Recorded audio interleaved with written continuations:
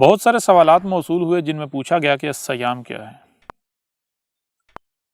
تو ان تمام تر سوالات کو مد نظر رکھتے ہوئے آج ہم بات کرتے ہیں الصیام پر کہ الصیام کیا ہے۔ الصیام کے حوالے سے آنے والے سوالات میں جو بات مشترک تھی وہ یہ تھی کہ احمد عیسیٰ آپ نے بارہا یہ بات کہی کہ یہ جو مسلمانوں میں پایا جانے والا رمضان ہے اور اس میں جو روزے رکھے جاتے ہیں یہ الصیام نہیں ہے، یہ دجل ہے، دھوکہ ہے، فریب ہے، ان کا حقیقت کے ساتھ کوئی تعلق نہیں۔ تو پھر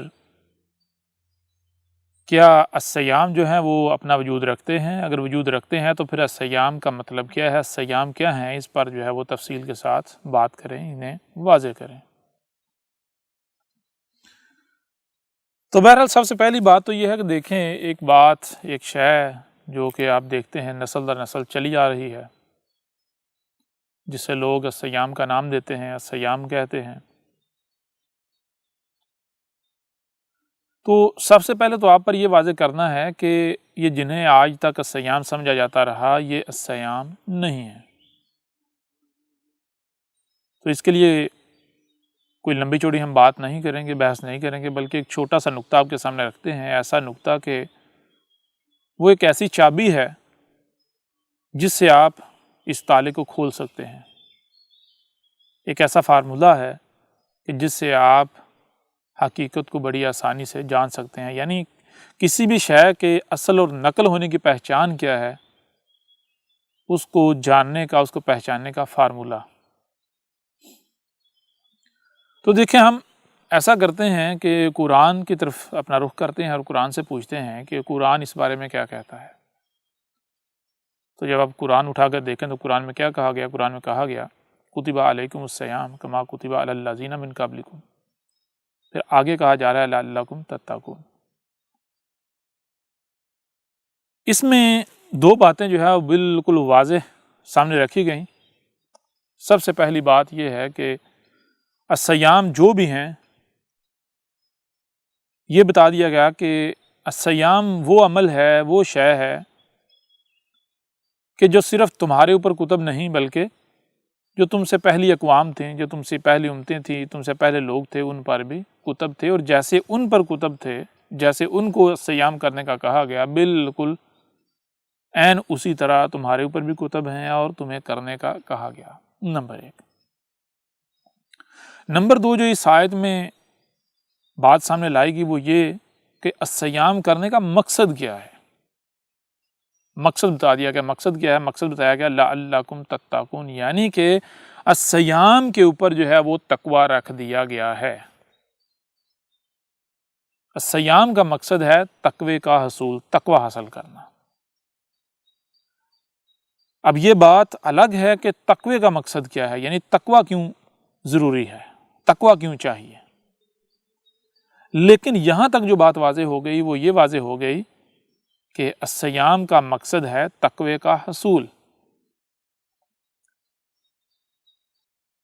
الصیام جسے بھی کہا جاتا ہے ہمیں کوئی اعتراض نہیں، ہم ماننے کو تیار ہیں، لیکن کیا کیا جائے گا؟ کیا یہ جائے گا کہ جو فارمولہ آپ کو بتایا جا رہا ہے کہ دیکھا جائے گا جس مقصد کے لیے ایک عمل کیا جا رہا ہے، ایک کام کیا جا رہا ہے، کیا وہ مقصد پورا بھی ہو رہا ہے؟ یعنی جسے بھی الصیام کہا جائے، جنہیں بھی الصیام کہا جائے، کیا انہیں کرنے سے تقوی حاصل ہوتا ہے؟ لیکن یہاں کیا، یہاں تو معاملہ انتہائی گمبھیر ہو چکا ہے، کسی کو یہی نہیں علم کہ تقوی کیا ہے، تقوی کا مقصد کیا ہے۔ اب ظاہر سی بات ہے جب آپ کو یا کسی کو بھی تقوی کا علم نہیں ہے تو پھر لا محالہ آپ کیسے جان سکتے ہیں کہ الصیام کے نام پر جو آپ کو کہا جا رہا ہے وہ الصیام ہے یا نہیں ہے، یا پھر ان کے علاوہ بھی اگر کوئی کسی عمل کو، کسی فعل کو الصیام کا نام دیتا ہے تو وہ الصیام ہے یا نہیں۔ کیوں؟ کیونکہ جب آپ کو تقوی کا نہیں علم جو اس سے حاصل ہونا ہے تو آپ کیسے پہچان سکتے ہیں؟ لہٰذا اس کے لیے سب سے پہلے یہ جاننا پڑے گا کہ تقوی کسے کہتے ہیں، تقوی کیا ہے۔ جب تقوی جان لیا جائے گا تقوی کسے کہتے ہیں تو پھر خود بخود بہت ہی آسانی سے آپ خود فیصلہ کر سکتے ہیں کہ الصیام کیا ہے، وہ کون سا عمل ہے، وہ کون سا فعل ہے، وہ کیا ہے جو الصیام ثابت ہوتا ہے۔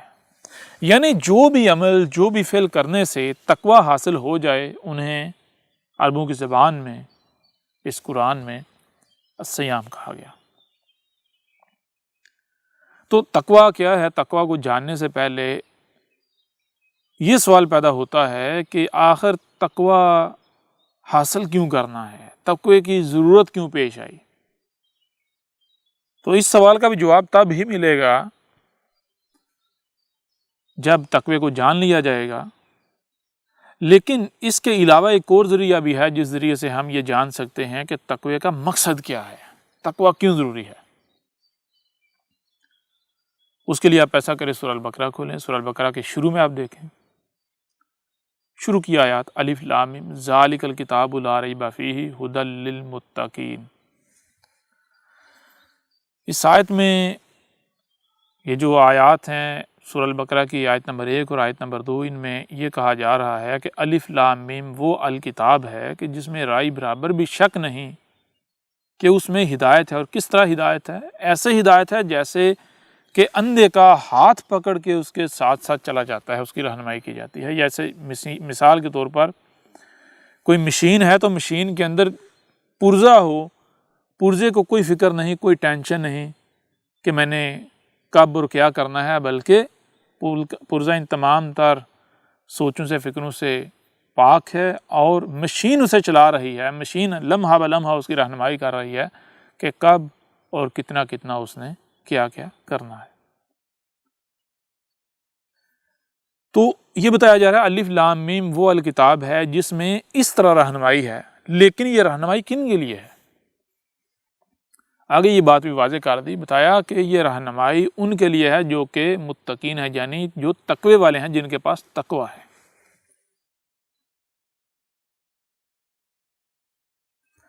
اب یہ بہت ہی چونکا دینے والی بات ہے کہ قرآن یہ بات واضح کر رہا ہے کہ جن میں تقوی ہے ہی نہیں، جو تقوی کو جانتے ہی نہیں، جن میں تقوی نہیں ہے، جو متقی نہیں ہیں، ان کو ہدایت مل ہی نہیں سکتی۔ الکتاب ان کی رہنمائی کرے گی ہی نہیں، ان کو ہدایت دے گی ہی نہیں۔ اور اس کے بعد اگلی آیات آتی ہیں الذین یؤمنون بالغیب ویقیمون الصلاۃ ومما رزقناہم ینفقون، اور اس طرح آگے جتنی بھی آیات ہیں۔ تو یہاں یہ چیز آپ کے اوپر بالکل کھل کر واضح ہو گئی کہ اگر آپ میں تقوی نہیں ہے، آپ کے پاس تقوی نہیں ہے، تو پھر آپ کو ہدایت نہیں ملے گی، آپ کو کسی بھی صورت رہنمائی نہیں مل سکتی۔ آپ یہ نہیں جان سکتے کہ الکتاب کیا ہے، آپ یہ نہیں جان سکتے کہ غیب کیا ہے، آپ یہ نہیں جان سکتے کہ الصلاۃ کیا ہے، آپ یہ نہیں جان سکتے الصلاۃ قائم کیسے کرنی ہے، یا اس کے علاوہ دنیا میں آنے کا مقصد کیا ہے، آپ کچھ نہیں جان سکتے۔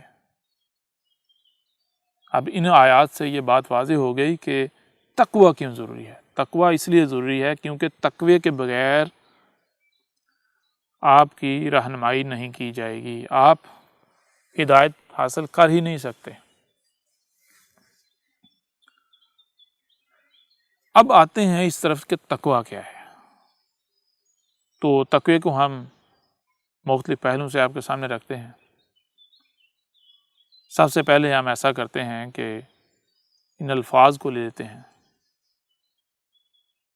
تقوی بنتا ہے کو سے، کاف واو، دو نقطے والا کاف اور واو۔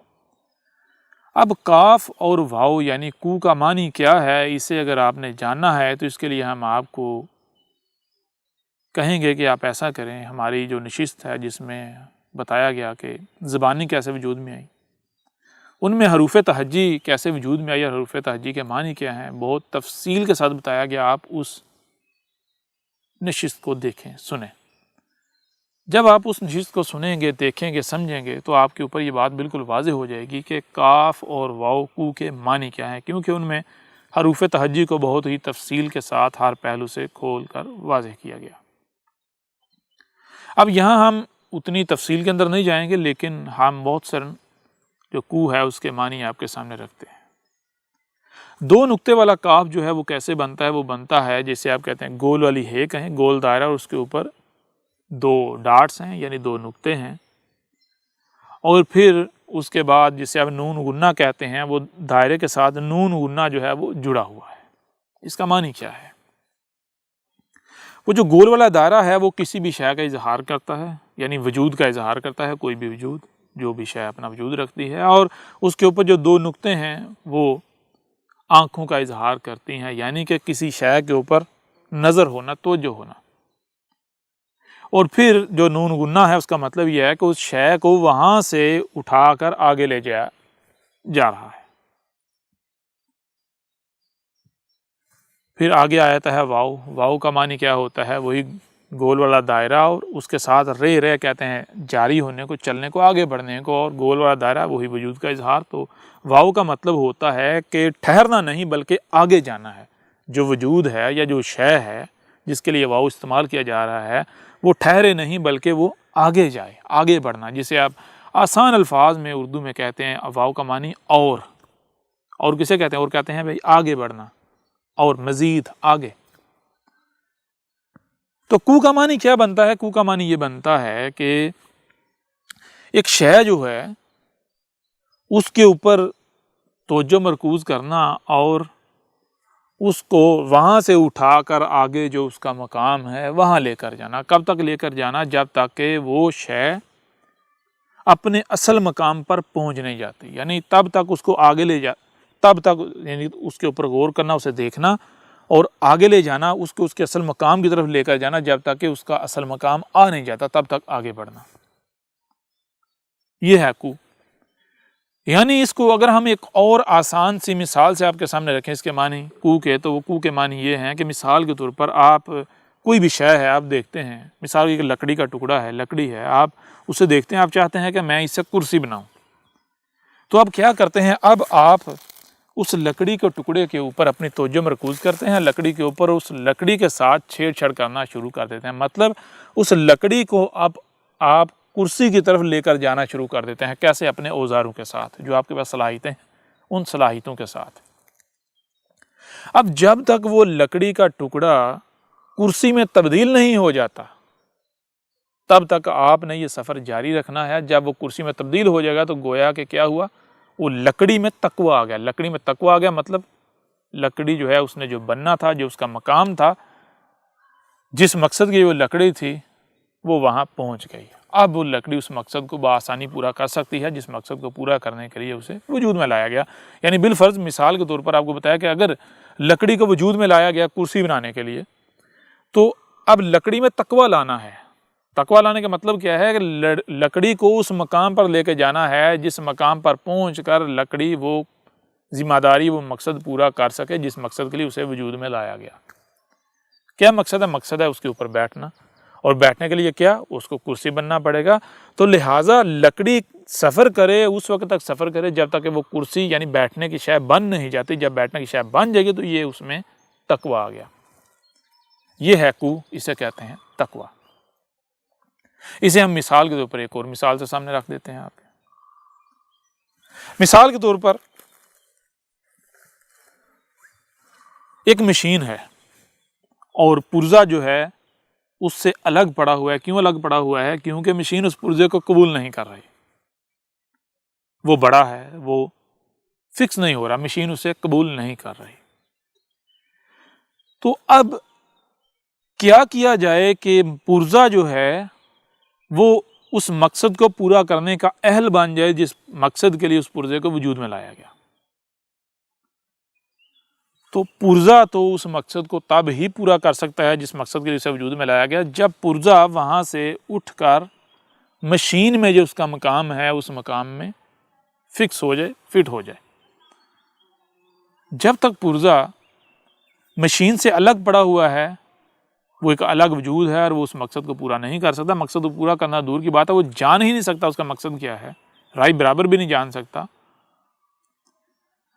اور اسی وقت اسے پتا چلے گا اسے کیا کرنا ہے، اس کا مقصد کیا ہے، جب وہ وہاں سے اٹھ کر مشین کا حصہ نہیں بن جاتا، یعنی وہ اپنا آپ مٹا کر مشین نہیں بن جاتا، جو اس کا مقام ہے وہ اس مقام پر قائم نہیں ہو جاتا۔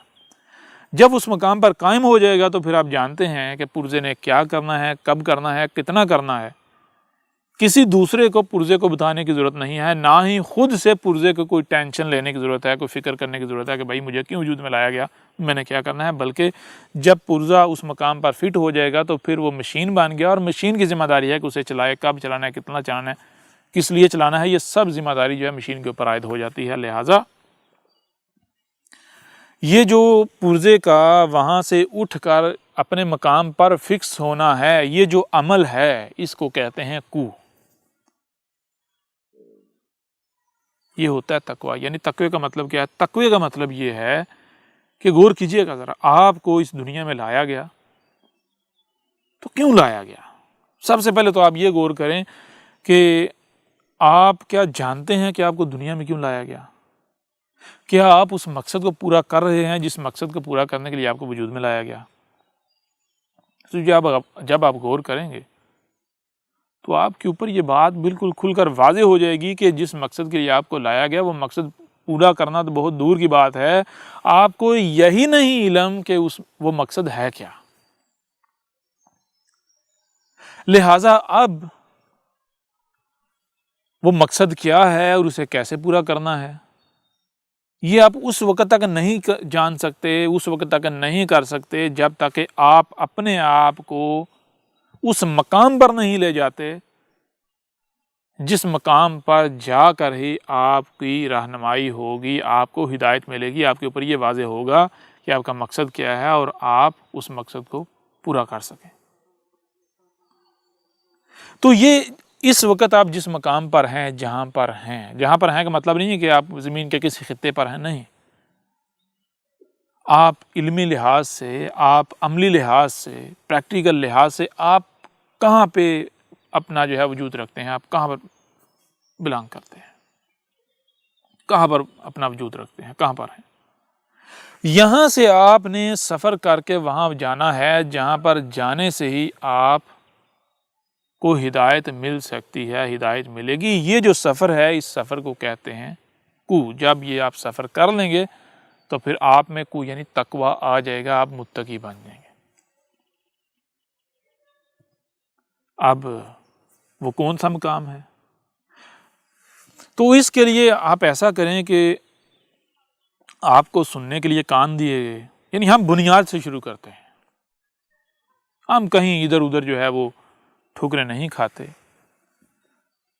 ہم بنیاد سے شروع کرتے ہیں۔ بنیاد کیا کہ ہم یہ کہتے ہیں کہ اے ہمارے رب، تو جو بھی ہے، تو جہاں بھی ہے، تو جیسا بھی ہے، ہم نہیں جانتے، ہمیں نہیں علم، لیکن ہم اتنا جانتے ہیں کہ ہمارا کریٹر یعنی ہمارا خالق تو ہے، اور تو ہی جانتا ہے کہ تو نے ہمیں کس مقصد کے لیے خلق کیا۔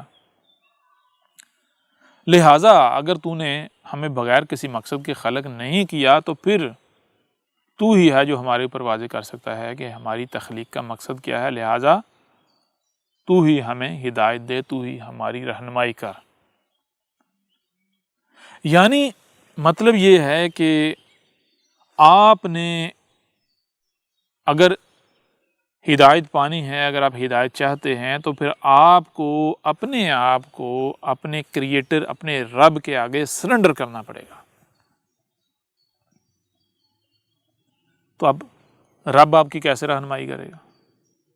اب آپ اپنی ہی تخلیق میں غور کریں کہ سب سے پہلے یہ دیکھیں کہ کیا آپ کا جو کریٹر ہے، آپ کا جو خالق ہے، کیا اس نے آپ کو رہنمائی کے لیے کچھ دیا ہے، کوئی ایسی لاٹھی دی کہ جس لاٹھی کو پکڑ کر، جس لاٹھی کے سہارے آپ اس کی طرف بڑھ سکیں، اس کی طرف جا سکیں، اس کے قریب ہو سکیں، آپ ہدایت کی طرف جا سکیں۔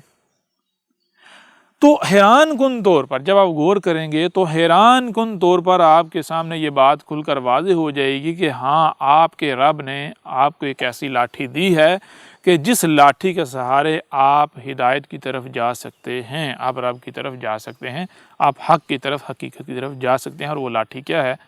وہ لاٹھی ہے آپ کو سننے کے لیے کان دیے گئے۔ نہ صرف آپ کو سننے کے لیے کان دیے، بلکہ بہت ساری آوازیں جو ہیں وہ بھی اپنا وجود رکھتی ہیں، ان آوازوں کو بھی وجود دیا۔ تو اب سوال یہ پیدا ہوتا ہے کہ ایک طرف طرح طرح کی آوازیں اپنا وجود رکھتی ہیں، اور دوسری طرف آپ کے خالق نے، آپ کے کریٹر نے، جس نے آپ کو کریٹ کیا ہے، ذرا دیکھیں اس نے آپ کو کیسا کریٹ کیا، اس نے آپ کو کان لگائے ہیں، یعنی اس نے آپ میں سننے کی، آوازیں سننے کی صلاحیت رکھی ہے۔ تو اس سوال یہ پیدا ہوتا ہے کیوں رکھی ہے؟ پھر صرف یہی نہیں، اب دیکھتے ہیں کہ بہت کچھ ہے جو اپنا وجود رکھتا ہے، اور نہ صرف بہت کچھ اپنا وجود رکھتا ہے ہمارے ارد گرد ہر طرف، بلکہ اس کو دیکھنے کے لیے، انہیں دیکھنے کے لیے ہمیں آنکھیں دی۔ تو بھائی یہ کریٹر نے کیوں دی، خالق نے کیوں لگا، کان آنکھیں کیوں لگا دی ہے؟ یہ تو بات بالکل کھل کر واضح ہو رہی ہے کہ خالق نے اگر آپ کو کان لگائے ہیں، کان آپ کے لیے کریٹ کیے ہیں، بنائے ہیں، آنکھیں بنائی ہیں، تو اس لیے کہ وہ چاہتا ہے کہ آپ سنو اور دیکھو۔ پھر کیا صرف آپ کو سننے اور دیکھنے کی صلاحیتیں دی؟ تو جواب ہے نہیں، بلکہ جو سنائی اور دکھائی دیتا ہے اسے سمجھنے کی بھی صلاحیت دی کہ آپ کیا سن رہے ہیں، کیا دیکھ رہے ہیں، یعنی اسے پروسیس کر کے اسے سمجھنے کی صلاحیت بھی دی، آپ کو عقل بھی دی۔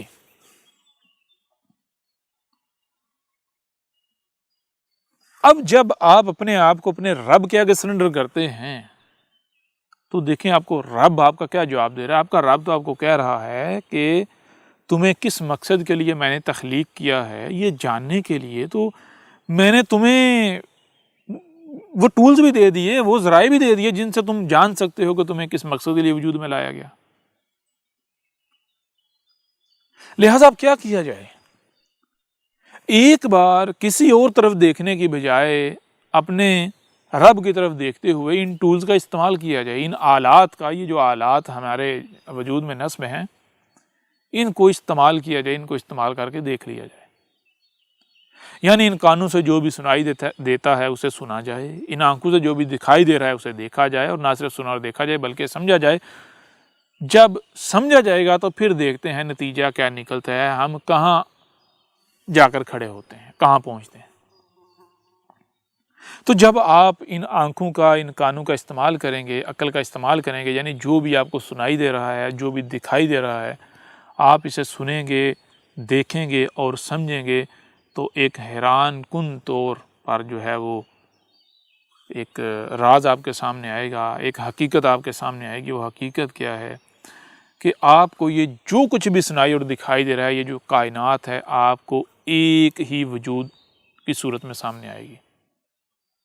جیسے آپ کا اپنا وجود ہے، آپ دیکھیں کہ یہ ناخن ہے، ناخن آگے پور کے ساتھ جڑا ہوا ہے، یہ پور اگلی پور کے ساتھ جڑی ہوئی ہے، وہ اگلی پور کے ساتھ انگلی بن جاتی ہے، انگلی آگے ہتھیلی کے ساتھ جڑی ہے، اس طرح باقی انگلیاں ہتھیلی کے ساتھ جڑی ہیں، یہ ہاتھ بن جاتا ہے، ہاتھ آگے کلائی جو ہے یہ بازو کے ساتھ جڑا ہوا ہے، یہ آگے جڑا ہوا ہے، اس طرح کرتے کرتے یہ پورا وجود بنتا ہے۔ اگر زوم کر کے دیکھیں تو ہم کیا کہیں گے؟ اسے ناخن کہیں گے، اسے انگلی کہیں گے، اسے ہتھیلی کہیں گے، اسے بازو کہیں گے، اسے گھٹنا کہیں گے، اسے پاؤں کہیں گے، اسے سر کہیں گے، انہیں آنکھیں کہیں گے، ناک کہیں گے، کان کہیں گے، ٹانگیں کہیں گے، پیٹ کہیں گے۔ لیکن جب ہم مجموعی طور پر دیکھیں گے تو کیا نظر آئے گا؟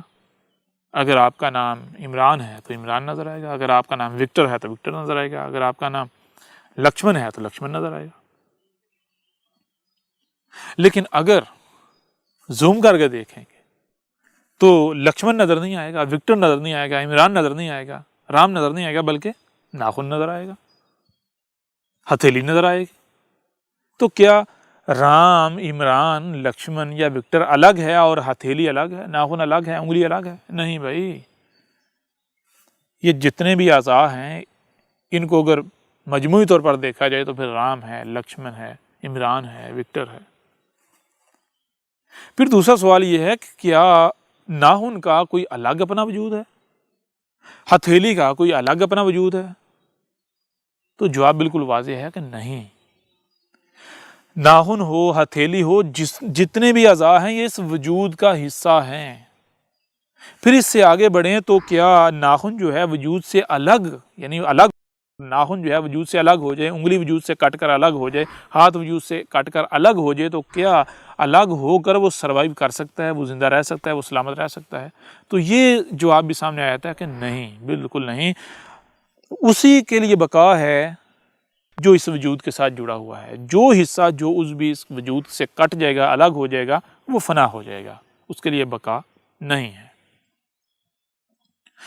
تو جو آپ اپنے وجود میں دیکھتے ہیں، جب آپ آسمان و زمین میں جو کچھ بھی آپ کو سنائی اور دکھائی دے رہا ہے، اس میں غور کریں گے، جانیں گے، تو بالکل یہی مثال، یہی حقیقت آپ کے سامنے اس کائنات کی آئے گی۔ آپ کو نظر آئے گا کہ یہ کل کی کل کائنات، جہاں تک آپ کی رسائی ہے، جہاں تک بھی آپ کی رسائی ہے، وہاں تک کوئی دوسرا وجود ہے ہی نہیں۔ ہاں، البتہ یہ بات الگ ہے کہ آپ کو اس کائنات سے ٹوٹ کر الگ ہوئے ہوئے اعضاء نظر آئیں گے، جو فنا کی طرف جا رہے نظر آئیں گے آپ کو۔ جیسے آپ کے ہاتھوں سے ناخن الگ ہو جائے تو ایک دم سے تو وہ ڈیکمپوز نہیں ہوتا، ایک دم سے تو ختم نہیں ہوتا، آہستہ آہستہ ہوتا ہے۔ لیکن جیسے ہی ناخن ہاتھ سے، انگلی سے الگ ہو جاتا ہے، تو وہ پھر آگے حیات کا سفر نہیں کرتا، بلکہ وہ فنائیت کی طرف جو ہے وہ سفر کرنا شروع کر دیتا ہے۔ بالکل اسی طرح جب آپ آسمان و زمین میں، جہاں تک بھی آپ کی رسائی ہے اس کائنات میں، جہاں تک بھی آپ کی رسائی ہے، اس میں غور کریں گے، تو آپ یہ جانیں گے، آپ کے سامنے یہی بات آئے گی کہ جو کچھ بھی آپ کو نظر آ رہا ہے، یہ سب کا سب ایک دوسرے کے ساتھ جڑا ہوا ہے، اور یہ کائنات ایک ہی وجود ہے، ایک ہی وجود۔ اور آپ کو یہ بات بھی بالکل کھل کر واضح نظر آ جائے گی کہ جو بھی اس وجود کے ساتھ جڑا ہوا ہے، اس کے لیے بقا ہے، اور جو اس وجود سے کٹا ہوا ہے یا کٹ جاتا ہے، وہ اس کے لیے فنائیت ہے، اور وہ فنا کی طرف جا رہا ہے۔ جیسے مثال کے طور پر زمین سے اگر درخت کو اکھاڑ کر الگ کیا جائے، تو کیا درخت زندہ رہ سکتا ہے، سروائیو کرے گا؟ نہیں، بلکہ درخت فنائیت کی طرف جو ہے اپنا سفر شروع کر دے گا، فنا ہو جائے گا۔ اب جب غور کیا اور یہ بات سامنے آئی، تو میں آپ سے سوال کرتا ہوں کہ کیا آپ بقا کی طرف سفر کر رہے ہیں، یا آپ بھی فنا کی طرف سفر کر رہے ہیں؟ یعنی کیا آپ یہ جو کائنات ہے، یہ جو وجود ہے، اس کے ساتھ جڑے ہوئے ہیں، اس کے ساتھ کنیکٹڈ ہیں، اس کا پارٹ ہیں، اس کا عضو ہیں، یا پھر آپ اس سے الگ ہیں، اس سے کٹے ہوئے ہیں؟ تو تھوڑا سا بھی غور کیا جائے، غور کیا، ہر ایک کو واضح ہے، ہر ایک کے اوپر واضح ہے کہ مجھے تو پتہ ہی نہیں کہ میں کیوں وجود میں لایا گیا، میں تو کائنات سے جڑا تھوڑا ہوں، میں تو کائنات سے کٹا ہوا ہوں، نہ صرف کائنات سے کٹا ہوا ہوں، بلکہ میں تو کائنات کا شریک بنا ہوا ہوں۔ یعنی آپ کے اعمال آپ کے اوپر واضح کر دیتے ہیں کہ آپ پارٹ آف یونیورس ہیں، یا پھر آپ اینمی آف یونیورس ہیں، آپ کائنات کا حصہ ہیں، اس کے ساتھ جڑے ہوئے ہیں، یا پھر آپ کائنات کے سے کٹ کر اس کے دشمن بنے ہوئے ہیں، دشمنی کر رہے ہیں۔ آپ کے اعمال آپ کے اوپر واضح کر دیتے ہیں۔ آپ ایسا کریں، غور کریں، صبح سے لے کر شام تک آپ کیا کرتے ہیں، دیکھیں کیا وہ جو آپ اعمال کر رہے ہیں، جو آپ کے اعمال ہیں، کیا وہ کائنات کے ساتھ، نیچر کے ساتھ، قدرت کے ساتھ مطابقت رکھتے ہیں، یا پھر دشمنی ہیں، ایک دوسرے وجود کا اظہار کرتے ہیں کہ آپ دوسرا وجود بنے ہوئے ہیں کائنات سے کٹ کر؟ بالکل واضح ہے کہ آپ دوسرا وجود ہیں۔ لہٰذا اب اس وقت تک آپ نہیں جان سکتے کہ آپ کو دنیا میں لانے کا، آپ کا دنیا میں آنے کا مقصد کیا ہے، اور اسے پورا کیسے کرنا ہے، جب تک کہ آپ سفر کرتے ہوئے، یعنی کرتے ہوئے تقویٰ حاصل نہیں کر لیتے، یعنی کائنات کے ساتھ جڑ نہیں جاتے، کائنات کے ساتھ جڑ نہیں جاتے۔ جب آپ کائنات کے ساتھ جڑ جائیں گے، تو پھر آپ کی مثال اس پرزے کی جیسی ہو جائے گی کہ جو پرزہ الگ پڑا ہوتا ہے، اسے اگر مشین میں فٹ کر دیا جائے، جو اس کا مقام ہے، تو اس کے بعد پھر وہ پرزہ تمام تر فکروں سے، سوچوں سے آزاد ہو جاتا ہے کہ اسے کیوں وجود میں لایا گیا اور کس مقصد کے لیے لایا گیا۔ اس کے بعد اس نے کیا کرنا ہے، کب کرنا ہے، کتنا کرنا ہے، کیوں کرنا ہے، کس لیے کرنا ہے، وہ تمام تر ذمہ داری اس مشین پر عائد ہو جاتی ہے جس کا وہ حصہ تھا، اور پھر مشین آسان طریقے سے اس سے وہ ذمہ داری لیتی ہے۔ اور اگر بالفرض پرزا اگر مشین کا حصہ ہے اور مان لیا جائے اگر وہ کوئی غلط کام کرتا ہے، غلط عمل کرتا ہے مشین کے اندر رہتے ہوئے، تو اس کے اوپر بلیم نہیں آئے گا، بلکہ مشین اسے چلا رہی ہے، یہ تو مشین کے اوپر آئے گا۔ تو مشین کیا اسے غلط طرف لے کر جائے گی، غلط چلائے گی؟ سوال ہی پیدا نہیں ہوتا۔ اگر وہ غلط ہو بھی اور غلط کرے گا بھی تو ذمہ داری اس کے اوپر نہیں آئے گی، ذمہ داری مشین کے اوپر آئے گی۔ پھر ایک دوسرے پہلو سے ہم اسی بات کو آپ کے سامنے رکھتے ہیں۔ مثال کے طور پر سوال یہ پیدا ہوتا ہے کہ بھائی ہم کیوں کائنات کے ساتھ جڑے ہیں؟ اگر ہم نہیں جڑیں گے تو ہمارا نقصان کیا ہے؟ تو ہم اس کو کائنات سے یعنی کہ کائنات کی نظر سے یا کائناتی نظر سے آپ کے سامنے بعد میں رکھتے ہیں۔ پہلے ہم آپ کے جو نسل در نسل چلے آنے والے عقائد و نظریات ہیں، ان عقائد و نظریات کی بنیاد پر آپ کے سامنے رکھ دیتے ہیں۔ مثال کے طور پر آپ یہ بتائیں کہ جسے آپ اپنا گاڈ، اللہ، ایشور کہتے ہیں، جسے بھی آپ اپنا خالق کہتے ہیں، مانتے ہیں، کیا آپ دن رات یہ نہیں کہتے کہ اگر ہم نے اپنے خالق کی، اپنے مالک کی، اپنے رب کی، اپنے اللہ کی نافرمانی کی تو وہ ہمیں سزا دے گا؟ کیا آپ یہ نہیں کہتے؟ کیا آپ دن رات یہ نہیں کہتے کہ ہم نے اپنے خالق کی، اپنے مالک کی، اپنے الہ کی، اپنے رب کی، اپنے آقا کی نافرمانی نہیں کرنی، ہم نے اس کی فرمانبرداری کرنی ہے؟ کیا آپ یہ نہیں کہتے؟ جب آپ یہ کہتے ہیں، یہ دم بھرتے ہیں، تو پھر آپ ذرا یہ غور کریں کہ آپ کا خالق، آپ کا رب ہے کون؟ آپ کا مالک ہے کون؟ مالک تو وہی ہوگا جو آپ کا کریٹر ہے۔ تو آپ کا کریٹر، آپ کا بنانے والا ہے کون؟ آپ کو رزق دینے والا ہے کون؟ آپ کو زندہ رکھنے والا ہے کون؟ تو جب آپ غور کریں گے تو آپ کے اوپر یہ بات روز روشن کی طرح عیاں ہو جائے گی کہ آپ کا کریٹر کوئی ایسی ذات، کوئی ایسی ہستی نہیں ہے کہ جس کو آپ نے اپنے تصورات میں بسایا ہوا ہے، بلکہ آپ کا کریٹر یہی کائنات آپ کے سامنے آئے گی۔ آپ غور کر کے تو دیکھیں، آپ کا رازق یہی کائنات آپ کے سامنے آئے گی، الرقیب یہی کائنات آپ کے سامنے آئے گی۔ ہر لحاظ سے آپ کا خالق و مالک یہی کائنات آپ کے سامنے آئے گی۔ اس کائنات کے علاوہ کوئی سامنے آنا تو دور کی بات ہے، سامنے تب آئے گا جب کوئی وجود ثابت ہوگی۔ اس کائنات کے علاوہ کوئی دوسرا وجود ثابت ہی نہیں ہوتا۔ اس کائنات کے علاوہ کوئی دوسرا وجود ثابت ہی نہیں ہوتا۔ تو جب کائنات ہی اللہ، ایشور، گاڈ ثابت ہوتی ہے، خالق و مالک ثابت ہوتی ہے، تو پھر ہم نے تو نہیں کہا، احمد عیسیٰ نے تو نہیں کہا کہ بھائی خالق کی نافرمانی کرو گے تو خالق سزا دے گا، خالق کی فرما برداری کرنی ہے۔ یہ احمد عیسیٰ نے تو نہیں کہا، آپ خود نہیں کہہ رہے، آپ خود نہیں کہہ رہے کہ خالق کا دیا ہوا ٹائم خالق کے لیے استعمال کرنا ہے۔ ہمیں وجود میں لایا ہے ہمارے خالق نے، تو ہمیں وہی کرنا ہے جس مقصد کے لیے ہمارے خالق نے، ہمارے رب نے ہمیں وجود دیا ہے۔ ہمیں ٹائم دیا ہے تو ہم نے وہی کرنا ہے، اس ٹائم کو وہاں اور ویسے ہی استعمال کرنا ہے جہاں اور جیسے استعمال کرنے کے لیے جس مقصد کے لیے ہمارے خالق نے ہمیں یہ ٹائم دیا ہے۔ آپ خود نہیں کہہ رہے۔ تو جب کائنات آپ کا رب ثابت ہوتی ہے، الہ ثابت ہوتی ہے، گاڈ ثابت ہوتی ہے، اللہ ثابت ہوتی ہے، ایشور ثابت ہوتی ہے، تو پھر کائنات سے کٹنا ہے، کائنات کے ساتھ دشمنی کرنی ہے، یا پھر کائنات کے ساتھ جڑنا ہے؟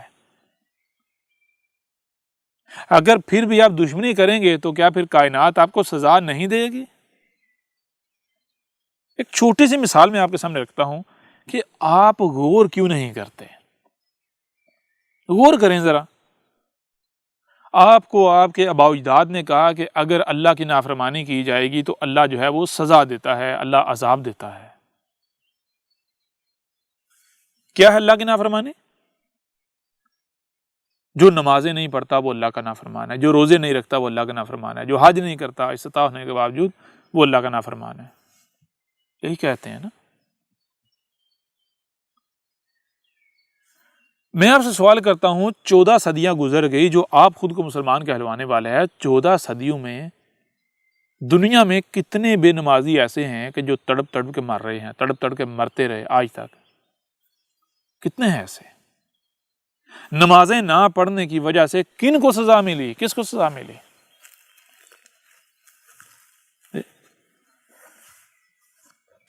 جس کو آپ اللہ کہتے ہیں، ایشور کہتے ہیں، رب کہتے ہیں، الہ کہتے ہیں، خالق کہتے ہیں، جس کا کوئی وجود ہی نہیں ہے، جس کا کوئی نام و نشان بھی جس کا ثابت نہیں ہوتا، آپ جس کی یعنی جو اس کی نافرمانی آپ کہتے ہیں، وہ نافرمانی تو اگر دیکھیے تو وہ دنیا میں اکثریت کر رہی ہے، ان کو سزا تو کوئی نہیں کبھی ملی. لیکن دوسری طرف اگر آپ دیکھیں کہ کائنات کے ساتھ اگر دشمنی کی جاتی ہے، نیچر کے ساتھ، قدرت کے ساتھ، فطرت کے ساتھ اگر دشمنی کی جاتی ہے، قدرت کی، نیچر کی نافرمانی کی جاتی ہے. نیچر کی نافرمانی کیا؟ نیچر یہ جو کائنات ہے اس کے ساتھ متصادم ہویا جاتا ہے، اس کے خلاف عمل کیے جاتے ہیں، نیچر کے خلاف اقدامات کیے جاتے ہیں، تو نیچر نہیں بخشتی، نیچر سزا دیتی ہے، عذاب دیتی ہے. اور آج آپ اپنی آنکھوں سے دیکھ رہے ہیں پوری دنیا میں زلزلے، سیلاب، طوفان، آندیاں، طرح طرح کی بیماریاں، یہ سب کچھ، اور لوگ جو ہیں وہ طرح طرح سے ہلاکتوں کا شکار ہو رہے ہیں، ذلتوں و مصیبتوں کا شکار ہو رہے ہیں. کیوں ہیں؟ کیا نمازیں نہ پڑھنے کی وجہ سے، روزے نہ رکھنے کی وجہ سے، جنہیں آپ عبادات کہتے ہیں وہ نہ کرنے کی وجہ سے؟ ہر وہ شخص جس میں رائے برابر بھی عقل ہے، جو رائے برابر بھی غور کرتا ہے، غور و فکر کرتا ہے، آج وہ یہ کہنے پر مجبور ہے کہ ہم نے نیچر کی نافرمانی کی، ہم نے نیچر کے ساتھ دشمنی کی، یعنی کائنات کے ساتھ دشمنی کی، جس وجہ سے آج ہمیں ان طرح طرح کی ہلاکتوں کا، مصیبتوں کا، تکلیفوں کا سامنا ہے. اور اگر ہم باز نہ آئے تو نیچر ہمیں صفحہ ہستی سے مٹا کر رکھ دے گی، ہمیں فنا کر دے گی. تو یوں اس پہلو سے بھی دیکھا جائے، جو آپ کا زاویہ ہے، آپ کے زاویے سے بھی رب کون ثابت ہوتا ہے؟ الہ، خالق و مالک تو یہ کائنات ثابت ہو رہی ہے، اور یہ ہے. تو پھر آپ خود بتائیں کہ کائنات کے ساتھ دشمنی کرنی ہے، اس سے کٹنا ہے، الگ ہونا ہے، یا پھر جڑنا ہے؟ خود بتائیں. آپ تھوڑا سا غور کریں. آپ غور کیوں نہیں کرتے کہ آپ کے اپنے ہی وجود میں ہاتھ اگر مفلوج ہو جائیں، یہ ہاتھ اگر باقی وجود کو نقصان پہنچانا شروع کر دیں، آپ کے اپنے وجود کو نقصان پہنچانا شروع کر دیں، تو کیا اپنے ان ہاتھوں کو برداشت کریں گے؟ ان کے لاڑ دیکھیں گے؟ سوال ہی پیدا نہیں ہوتا. فوراً ڈاکٹر کے پاس جائیں گے، کہیں گے بھائی کاٹ کے پھینک دے. کٹوا دیتے ہیں یا نہیں کٹوا دیتے؟ تو بالکل اسی طرح جب آپ یہ چاہتے ہیں کہ یہ ہاتھ آپ کے ہیں اور آپ یہ صحیح سلامت رہیں، وجود کے ساتھ جڑ کے رہیں، وجود کے لیے استعمال ہوں، رائے برابر بھی اپنی منمانی، اپنی مرضی نہ کریں، تو پھر یہ کائنات جس نے آپ کو وجود دیا، اور جس نے آپ کو جب وجود دیا ہے تو بطور شریک الگ وجود کے وجود نہیں دیا، اپنے سے الگ نہیں آپ کو کر دیا. یہ کائنات اپنے اندر آپ کو وجود میں لے کر آئی، اپنے وجود کی صورت میں، اپنے عضو کی صورت میں آپ کو وجود میں لے کر آئی. اگر تو یہ کائنات آپ کو اس طرح وجود میں لاتی کہ خود الگ ہوتی اور آپ کو الگ وجود دے دیتی، اپنے سے الگ کر دیتی، پھر تو ٹھیک تھا، پھر تو کوئی فرق نہیں پڑتا، جیسے جی چاہو کرو. لیکن جب یہ اس کائنات نے آپ کو الگ وجود نہیں دیا، اپنے سے خود الگ نہیں اور آپ کو الگ وجود نہیں دیا، بلکہ اپنے اندر وجود دیا، اپنے عضو کے طور پر وجود دیا، تو پھر کیا اس نے اس لیے آپ کو وجود دیا کہ آپ اسی کے ساتھ چھیڑ چھاڑ کریں، اس کو تکلیف دیں، اس کو ساتھ یعنی کہ دشمنی کریں، اسے چیریں پاڑیں؟ اس لیے وجود دیا؟ سوال ہی پیدا نہیں ہوتا. اس نے آپ کو اپنے وجود کے طور پر وجود دیا، لیکن آپ ہیں کہ شریک بنے ہوئے ہیں، دشمنی کر رہے ہیں. تو جب آپ شریک بنے ہوئے ہیں، دشمنی کر رہے ہیں، اس کائنات سے کٹ کر رہیں گے، تو کیا کائنات آپ کو برداشت کرے گی؟ کائنات آپ کے لاڑ دیکھے گی، نیچر آپ کے لاڑ دیکھے گی، قدرت آپ کے لاڑ دیکھے گی؟ جی کیا آپ میں عقل نہیں ہے؟ آپ کیوں نہیں ان ٹولز کا استعمال کرتے؟ ایک بار استعمال کر کے تو دیکھیں، کانوں کا، آنکھوں کا، دماغ کا ایک بار استعمال کر کے تو دیکھیں پھر آپ کو مزہ کتنا آتا ہے اور حق آپ کے اوپر کیسے واضح ہوتا ہے۔ دن بدن حق کے قریب سے قریب تر ہوتے چلے جائیں گے، اپنی منزل کی طرف آپ سفر جاری آپ کا شروع ہو جائے گا، منزل کی طرف دن بدن بڑھنا شروع ہو جائیں گے، منزل آپ کی دن بدن قریب ہوتی چلی جائے گی۔ کر کے تو دیکھیں۔ لہذا اب غور کیجئے گا ذرا، ایک اور پہلو سے آپ کے سامنے رکھتے ہیں۔ جب غور کیا جائے گا کہ آپ کا خالق کون ہے، آپ کا مالک کون ہے، تو ہر پہلو سے، ہر زاویے سے یہی کائنات آپ کے سامنے آئے گی، یہی کائنات۔ جب یہی کائنات آپ کے سامنے آئے گی، آپ کا خالق یہی کائنات، مالک یہی کائنات، تو پھر آپ اگر اس کائنات سے کٹتے ہیں، اس کائنات سے دشمنی کرتے ہیں، تو کہاں جائیں گے؟ کیا کائنات سے بچ پائیں گے؟ بچ پائیں گے؟ سوال ہی پیدا نہیں ہوتا۔ آپ کو وجود میں لے کر آئی کائنات، اس سے آگے آپ کو کائنات کہاں لے کر جائے گی؟ کیا آپ کے اختیار میں ہوگا؟ جی سوال ہی پیدا نہیں ہوتا۔ اس وقت آپ کے پاس اختیار ہے کہ آپ کائنات کے ساتھ جڑ کے کائنات بن جائے، اور کائنات کیا؟ کائنات تو سبحان ہے، کائنات کو عیب کو پسند نہیں کرتی۔ یہ جتنے ایوب آپ کو نظر آئے، یہ کائنات کے پیدا کردہ نہیں ہے، کائنات کے کیے ہوئے نہیں ہیں، یہ آپ کے اپنے ہاتھوں کی کمائی ہے۔ آپ فساد کر رہے ہیں، آپ تباہی مچا رہے ہیں۔ اگر آپ کائنات سے کٹتے ہیں تو آپ اس کائنات سے نکل کر کہیں نہیں جا سکتے، رہنا آپ نے اسی کائنات میں ہے، اور کائنات نے ہی آپ کو آگے لے کر جانا ہے۔ آگے آپ کو کیا بناتی ہے پھر؟ اگر کوئی یہ کہتا ہے کہ ہم مر کر مٹی اور ہڈیاں ہو جائیں گے، ہاں یہ بات الگ ہے، بے شک آپ کہیں جی وہ ایک قیامت کا دن آئے گا، وہ جو عقائد و نظریات ہیں، قیامت کا دن آئے گا، پھر مردوں کو زندہ کیا جائے گا، ہم پھر زندہ کیے جائیں گے، یہ تمام کی تمام خرافات ہیں، جہالت ہے۔ حقیقت کیا ہے؟ حقیقت یہ نہیں ہے، حقیقت اس کے بالکل برعکس ہے۔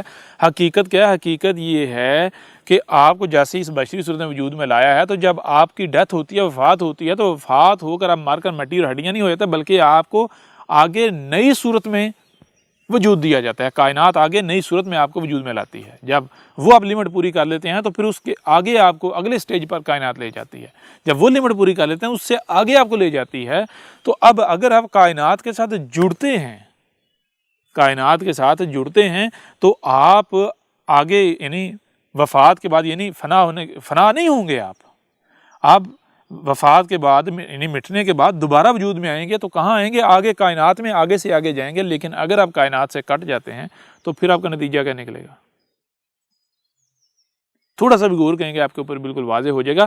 پھر آپ اسی زمین پر جو کہ جہنم بننے کی طرف بہت تیزی سے گامزن ہے اور انسان اسے جہنم بنا رہے ہیں، یہیں پر آپ پھنس جائیں گے۔ یہیں جو ہے یہی مخلوقات میں سانپ بچھو اس طرح کی مخلوقات جو ہیں، ان کی صورت میں آپ جنم لیتے لیتے پھر دوبارہ جب بچری صورت میں وجود میں آئیں گے، پھر انہی مخلوقات اور پھر بچر، یہ آپ جیسے دن اور رات کا سرکل ہے، جیسے سال کا سرکل ہے، ہر شے سرکل میں ہے، بالکل اس طرح آپ یہیں اسی سرکل میں پھنس جائیں گے۔ تو وہ کون ہے جو چاہتا ہے کہ میں یہاں ذلت اور رسوائی میں پھنس جاؤں، تکالیف کا سامنا کروں؟ کون ہے جو پیٹ کے بل رینگنا چاہتا ہے؟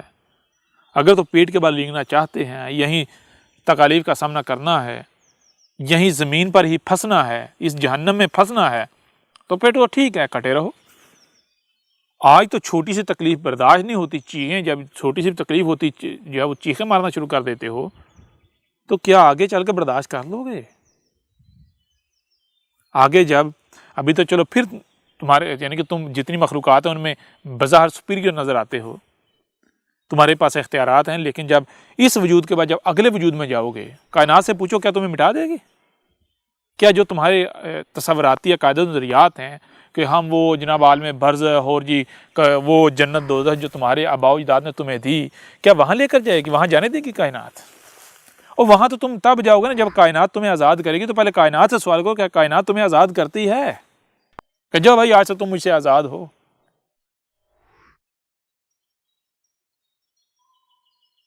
غور تو کرو ذرا، اس پہلو سے بھی آپ دیکھیں گے، تھوڑا سا بھی غور کریں گے تو آپ کے اوپر یہ بات بالکل کھل کر واضح ہو جائے گی کہ ہر لحاظ سے آپ کا فائدہ، آپ کی بقا اسی میں ہے کہ آپ کائنات کے ساتھ جڑ جائیں، کائنات کے ساتھ جڑیں۔ تو یہ جو کائنات کے ساتھ جڑنے کا سفر ہے اسے کہتے ہیں قو، اور جب بندہ کائنات کے ساتھ جڑ جاتا ہے تو اسے کہتے ہیں تقوی۔ یہ ہے تقوی کا نام۔ اب کیسے جڑنا ہے، تقوی کیسے آتا ہے، اس کے اوپر بات کرتے ہیں، لیکن اس کے اوپر بات کرنے سے پہلے ایک چھوٹی سی بات آپ کے سامنے مزید رکھ دیتے ہیں۔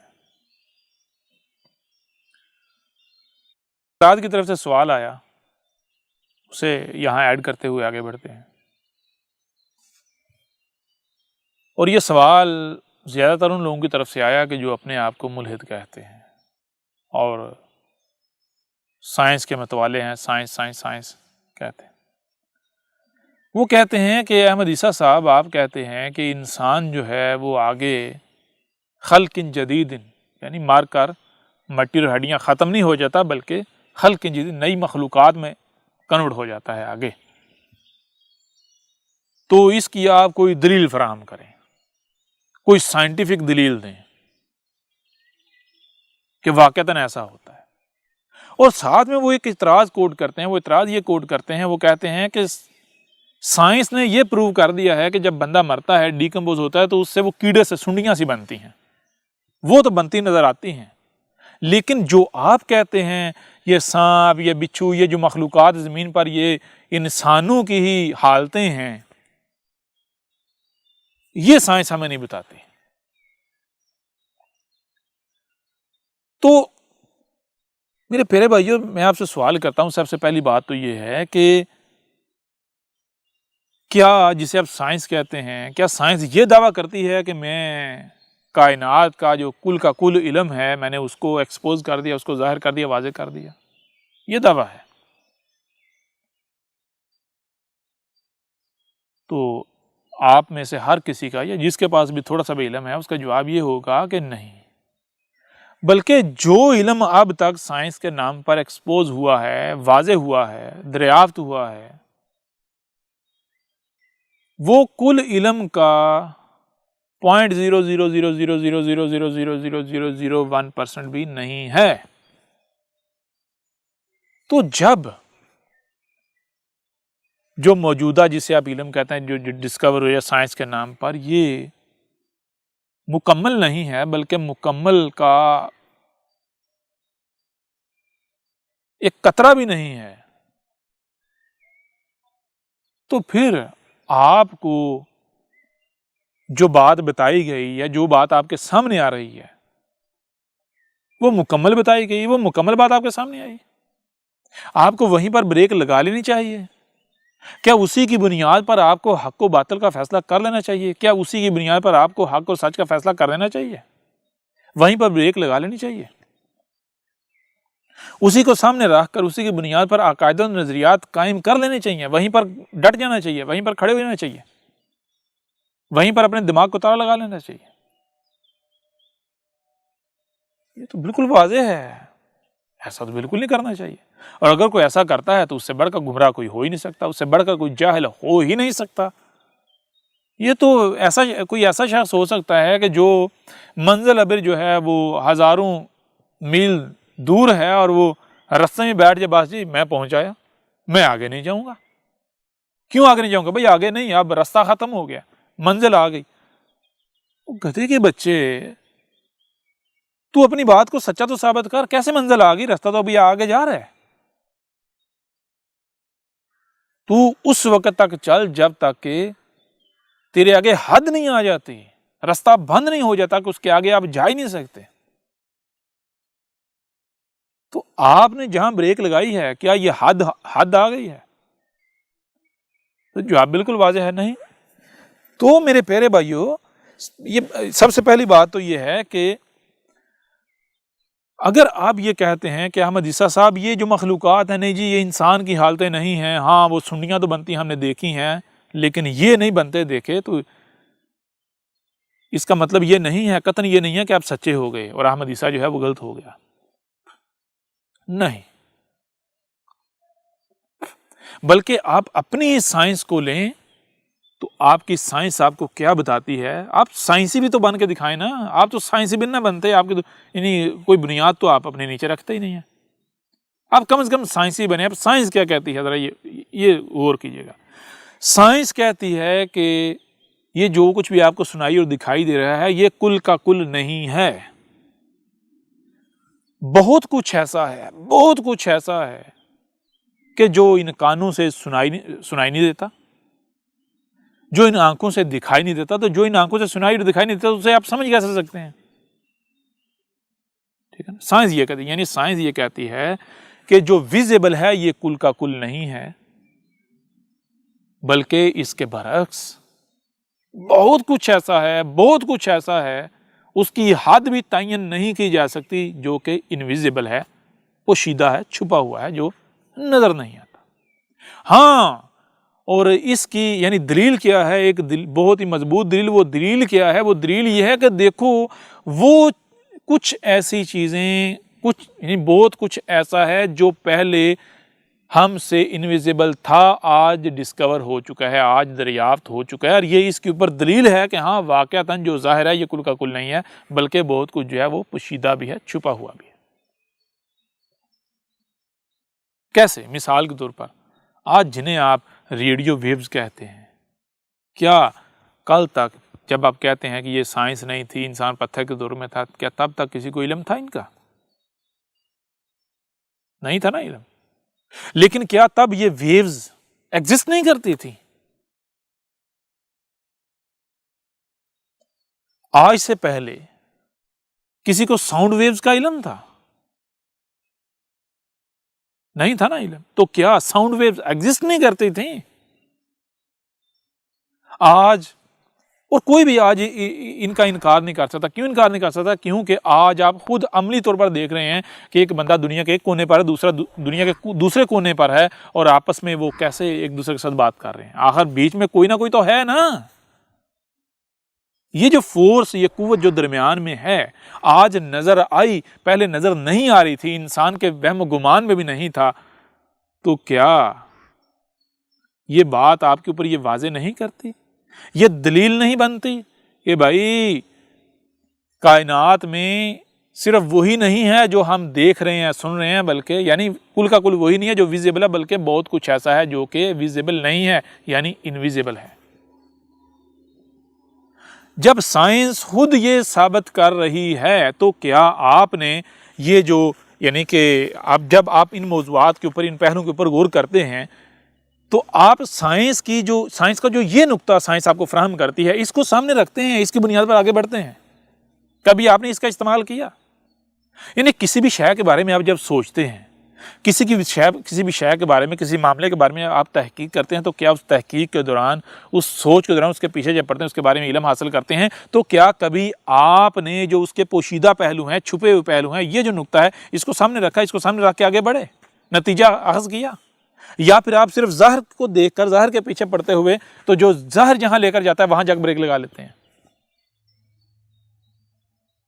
साइंस भी ये वाज़े कर रही है कि जान लो जो जाहिर है ये कुल का कुल नहीं है, बल्कि इसके बरक्स बहुत कुछ ऐसा है जो कि छुपा हुआ है। साइंस भी ये बात आज वाज़े कर रही है कि जान लो जाहिर क्या है, अगर कोई जाहिर के पीछे पड़ेगा तो वो धोखा है। क्यों? क्योंकि मिसाल के तौर पर अगर बोर्ड के ऊपर कुछ जो कोई फिगर लिखा हुआ है, कुछ हिंसे लिखे हुए हैं, तो उनमें से कुछ इनविजिबल हों, तो जो जाहिर हैं उनको देखकर आप असल नतीजे पर पहुंच सकते हैं? बताएं जरा। सिर्फ जो फिगर जाहिर है, जो हिंसे जाहिर हैं, ان کو لے کر ان کو جمع تفریق کر کے آپ اصل نتیجے تک پہنچ سکتے ہیں. جو نتیجہ نکالیں گے، جو نتیجہ اخذ کریں گے، وہ اصل ہوگا، وہ پرفیکٹ ہوگا، وہ مکمل ہوگا. یہ بات بھی بالکل واضح ہو رہی ہے اس سے بھی کہ بالکل نہیں. جب تک کہ آپ ظاہر کے ساتھ ساتھ جو ظاہر نہیں ہے، جو انویزیبل ہیں، ان کو بھی ساتھ لے کر نہیں چلیں گے، تب تک آپ اصل نتیجے پر، پرفیکٹ نتیجے پر نہیں پہنچ سکتے. اور اس کے علاوہ ایک اور چیز واضح ہو جاتی ہے، وہی سائنس ہی واضح کر رہی ہے کہ اگر کوئی ظاہر کے پیچھے پڑتا ہے اور ظاہر کو سامنے رکھتے ہوئے کسی نتیجے پر پہنچتا ہے تو وہ جان لو دجل کا، دھوکے کا، فریب کا شکار ہو گیا. کیونکہ ظاہر تو نامکمل ہے. نامکمل جو ہے اس کے اوپر اگر آپ عمل کرو گے، وہ اگر آپ مانو گے، تو ساری بات ہے ہلاکت کا، نقصان کا، خسارے کا سودا کرو گے. آپ جو ہے وہ حقیقت کے قریب تو جا ہی نہیں سکتے، آپ تو الٹ کہیں اور نکل جاؤ گے. آپ جہاں پہنچو گے، جس نتیجے پر پہنچے گے، وہ نتیجہ اصل نہیں ہوگا، وہ نتیجہ مکمل نہیں ہوگا، پرفیکٹ نہیں ہوگا. تو اب میں آپ سے سوال کرتا ہوں، تھوڑا سا ذرا غور کریں کہ انسان جو ہے یہ وجود میں آنے سے، یہ جو بشر جو ہے یہ وجود میں آنے سے پہلے کہاں تھا، کیا تھا؟ ظاہر کے ساتھ ساتھ، اور ظاہر کو دیکھا جائے، ظاہر تو رہنمائی کاری نہیں رہا آپ کی. تو کیا جو پوشیدہ، جو باطن ہے، جو چھپا ہوا ہے، چھپا ہوا نقطہ ہے، چھپے ہوئے پہلو ہیں، ان کو آپ نے سامنے رکھا ہے، ان کو جانا ہے؟ جانیں گے آپ خاک؟ آپ کے پاس ایسے ٹولز ہی نہیں ہیں کہ آپ جو پوشیدہ ہے اسے دیکھ سکیں، اسے جان سکیں. تو پھر جو ہے موت کے بعد یہ جسم آگے کہاں جائے گا، اس سے کیا بنے گا، کائنات کہاں لے کر جائے گی؟ کیا ظاہر کے ساتھ آپ نے جو پوشیدہ پہلو ہے، جو پوشیدہ نقطہ ہے، اس کو سامنے رکھا؟ جو پوشیدہ پہلو ہیں، جو انویزیبل معاملات ہیں، انویزیبل جو مراحل ہیں، ان کو دیکھ لیا، ان کو جان لیا اور آپ نتیجے پر پہنچے؟ اگر تو آپ نے ظاہر کے ساتھ ساتھ باطن یعنی جو چھپا ہوا ہے، ان مراحل کو بھی، جو چھپا ہوا ہے اس کو بھی سامنے رکھا ہے اور آپ اس نتیجے پر پہنچے ہیں، تو بالکل ٹھیک ہے، احمدی صاحب کے ساتھ ہے، احمدی صاحب کی بات ماننے کو تیار ہے. لیکن اگر آپ صرف ظاہر کی بنیاد پر چل رہے ہیں، باطن کا آپ کو علم ہی نہیں ہے، تو پھر جہاں پر آپ کھڑے ہیں آپ کی کوئی بنیاد ہے؟ آپ حق پر کھڑے ہیں یا باطل پر کھڑے ہیں؟ بتائیں ذرا. کیا پھر آپ دجل کا، فریب کا، دھوکے کا شکار نہیں ہیں؟ یہ سائنس سے ثابت کر رہا ہے احمدی صاحب، آپ ہی کی سائنس سے. یا تو یہ کہیں نہیں جی سائنس کہتی ہے جو کچھ ظاہر ہے یہی کل کا کل ہے. اگر تو سائنس یہ ثابت کرتی ہے کل کا کل تو ٹھیک ہے، آپ سچے. لیکن اگر سائنس ہی یہ ثابت کر رہی ہے کہ جان لو یہ جو کچھ تمہیں ظاہر نظر آ رہا ہے یہ کل کا کل نہیں ہے، بلکہ اس کے برعکس بہت کچھ ایسا ہے جو انویزیبل ہے، جو ظاہر نہیں ہے، چھپا ہوا ہے، باطن ہے. اب اگر کوئی آدھے کو لے لے اور آدھے کو چھوڑ دے اور وہ یہ دعویٰ کرے کہ میں اصل نتیجے پر پہنچ گیا ہوں، وہ اصل نتیجے پر پہنچ سکتا ہے؟ وہ اپنے دعوے میں سچا ہوگا؟ سوال ہی پیدا نہیں ہوتا. تو احمد عیسیٰ کو غلط کہنے سے پہلے، اپنے آپ کو سچا صحیح سمجھنے سے پہلے یہ دیکھ لیں کہ آپ جہاں پر کھڑے ہیں، آپ نے جو نتیجہ اخذ کیا ہے، کیا آپ ظاہر کے ساتھ ساتھ باطن کو بھی دیکھ کر وہاں کھڑے ہیں، نتیجہ اخذ کیا ہے، یا پھر آپ صرف ظاہر کی بنیاد پر لگے ہوئے ہیں؟ اور پھر ظاہر بھی مکمل نہیں، جو ظاہر آ رہا ہے آپ اس سے بھی جو ہے وہ اندھے ہیں. وہ بھی آپ صرف وہی جو نقطے آپ کو کوئی کسی کی وجہ سے کسی طرح نظر آ گئے تو آگے باقی ان سے بھی آپ جو ہے باقی جو ہے ان سے نابلد ہیں، آپ کو نہیں علم. تو جب آپ جو پوشیدہ معاملات ہیں ان کو سامنے لائیں گے، ان کے پیچھے پڑیں گے، ان کو جانیں گے، تو پھر آپ کے اوپر یہ بات بالکل کھل کر واضح ہو جائے گی کہ یہ زمین کے اوپر جتنی بھی آپ کو مخلوقات نظر آ رہی ہیں، یہ انسان جو آپ ہیں، آپ ہی کے یا اس سے پیچھے والے یا اس سے آگے والے مراحل ہیں. ٹھیک ہے جی. اور دنیا کی کوئی طاقت رد نہیں کر سکتی، اسے غلط ثابت نہیں کر سکتی. اس کو ایک اور پہلو سے بھی سمجھا جا سکتا ہے بہت ہی آسانی سے، لیکن اس کے لیے بندے کو تھوڑا ہائی لیول پر آنا پڑے گا، اوپری لیول پر آنا پڑے گا. وہ کیا؟ آپ ایسا کریں کہ آپ سائنس کے دعوے کرتے ہیں نا، تو آپ جانیں یہ جو میٹر ہے اس کی حقیقت کیا ہے. جب آپ اس کو پیچھے لے کر جائیں گے تو کیا سائنس خود یہ بات ماننے پر مجبور نہیں ہے کہ نتھنگنیس سے جو ہے وہ یہ سب جو ہے وجود میں آیا ہے. یعنی کہ یہ جو میٹر ہے، جو کچھ بھی آپ کو نظر آ رہا ہے، آپ اس کو پیچھے سے پیچھے لے کر جائیں گے تو یہ نتھنگنیس میں چلے جائے گا. جب نتھنگنیس میں جائے گا تو وہاں کیا ہے؟ کیا نتھنگنیس دو وجود ہیں، چار وجود ہیں، چھ وجود ہیں، یا ایک، یا جو ایک ہے وہ بھی زیرو میں نظر آتا ہے؟ تو اور پھر اس کی پراپرٹیز کیا ہیں؟ جب اس میں غور کریں گے تو آپ کو پتہ چل جائے گا اس کی پراپرٹیز کیا ہیں. یہ بھی آپ کے اوپر واضح ہو جائے گا. اس بنیاد پر بھی آپ دیکھیں گے تو آپ کے اوپر یہ بات بالکل کھل کر واضح ہو جائے گی کہ نہ صرف اس کائنات میں تمام کی تمام مخلوقات، ہر چیز جو ہے وہ آپس میں کنیکٹڈ ہے، جڑی ہوئی ہے، یہ ایک ہی وجود ہے. بلکہ یہ جتنی مخلوقات آپ کو نظر آ رہی ہیں زمین کے اوپر، یہ آپ ہی کے یا تو اس سے پیچھے کے مراحل ہیں، سٹیجز ہیں، یا پھر اس سے آگے کی سٹیجز ہیں، آگے کے مراحل ہیں.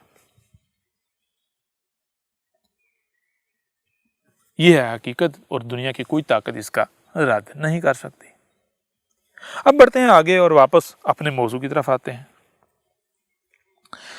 بات ہم یہ کر رہے تھے کہ یہ بات ہر لحاظ سے، ہر پہلو سے واضح ہو گئی کہ یہ جو کائنات ہے یہی الہ ہے، یہی خالق ہے، کریٹر ہے، ایشور کہیں، جو بھی نام آپ دیں.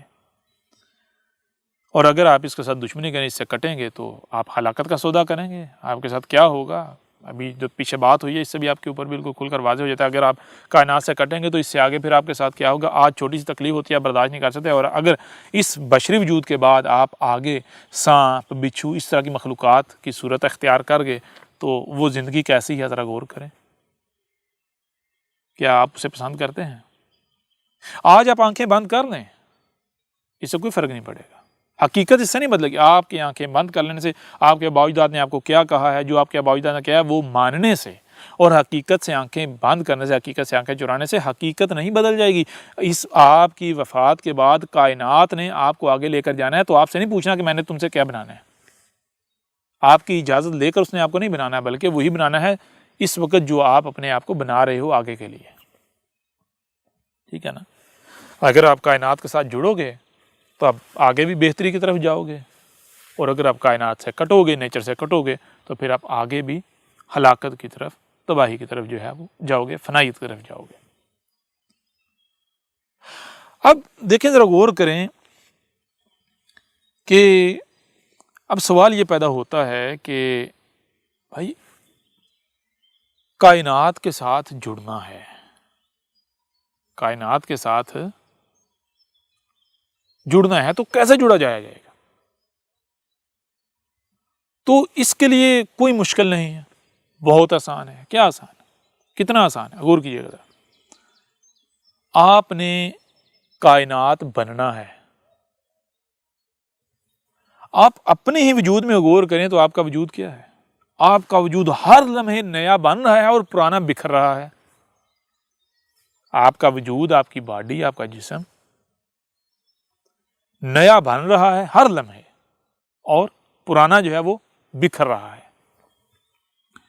یعنی اگر آپ چاہیں تو آپ اپنے وجود کو سارے کا سارا نیا بنا سکتے ہیں، اس کو تبدیل کر سکتے ہیں اپنے وجود کو. اور وجود میں صرف یہ نہیں آتا جو ظاہر آپ کو نظر نہیں، بلکہ جو آپ بولتے ہیں، جو آپ سوچتے ہیں، جو آپ کے احساسات ہیں، جذبات ہیں، کیفیات ہیں، یہ سارے کا سارا یہ آپ کا وجود ہے. ٹھیک ہے نا؟ یہ کہاں سے وجود میں آ رہا ہے؟ یہ جو آپ کا رزق ہے. تو اگر آپ نے کائنات کے ساتھ جڑنا ہے، کائنات بننا ہے، تو پھر کائنات جو رزق فراہم کر رہی ہے، کائنات جو کریٹ کر رہی ہے، جس میں انسان کی مداخلت نہیں ہے، یعنی جس میں کسی دوسرے نے شراکت نہیں کی، حصہ نہیں ڈالا. شراکت کون کر رہا ہے؟ انسان. اور انسان کے آگے جو چیزیں، جو اشیاء، جو مخلوقات ٹولز بنی ہوئی ہیں، اس کی انسان کی جو ایکسٹینشنز بنی ہوئی ہیں، ایکسٹینشنز ہیں. تو وہ رزق، وہ شے جس کے پیچھے کائنات کھڑی ہے، یعنی کائنات جسے تخلیق کر رہی ہے، جو بذات خود کائنات ہے، اس کو اپنا رزق بنائیں. جب آپ اسے رزق بنائیں گے تو آپ کیا ہو رہا ہے؟ یعنی دیکھیں، کائنات آپ میں آ رہی ہے، اور جو پہلے سے جو شریک ہے وہ نکل رہا ہے، وہ بکھر رہا ہے. تو جس دن کرتے کرتے 100% آپ یعنی کائنات کا جو رزق ہے، نیچر کا جو رزق ہے، نیچر کو اپنا وجود بنا لیا تو آپ کیا بن گئے؟ آپ تو 100% تبدیل ہو گئے۔ آپ کیا بن گئے؟ آپ نیچر بن گئے، آپ کائنات بن گئے۔ جب آپ کائنات بن گئے تو پھر اس کے بعد آپ نے کیا کرنا ہے، کیوں کرنا ہے، کیسے کرنا ہے، آپ نے کہاں جانا ہے، کب اٹھنا بیٹھنا، ہر چیز آپ ان تمام تر فکروں سے آزاد ہو جائیں گے۔ آپ کی مثال بالکل اس پرزے کسی ہو جائے گی جو مشین کے اندر اپنے مقام پر فٹ ہوتا ہے اور ان تمام تر فکروں سے آزاد ہوتا ہے، اور اس نے کب کہاں کیا کتنا کرنا ہے مشین اسے خود چلاتی ہے، مشین اس کی رہنمائی کرتی ہے۔ ٹھیک ہے جی۔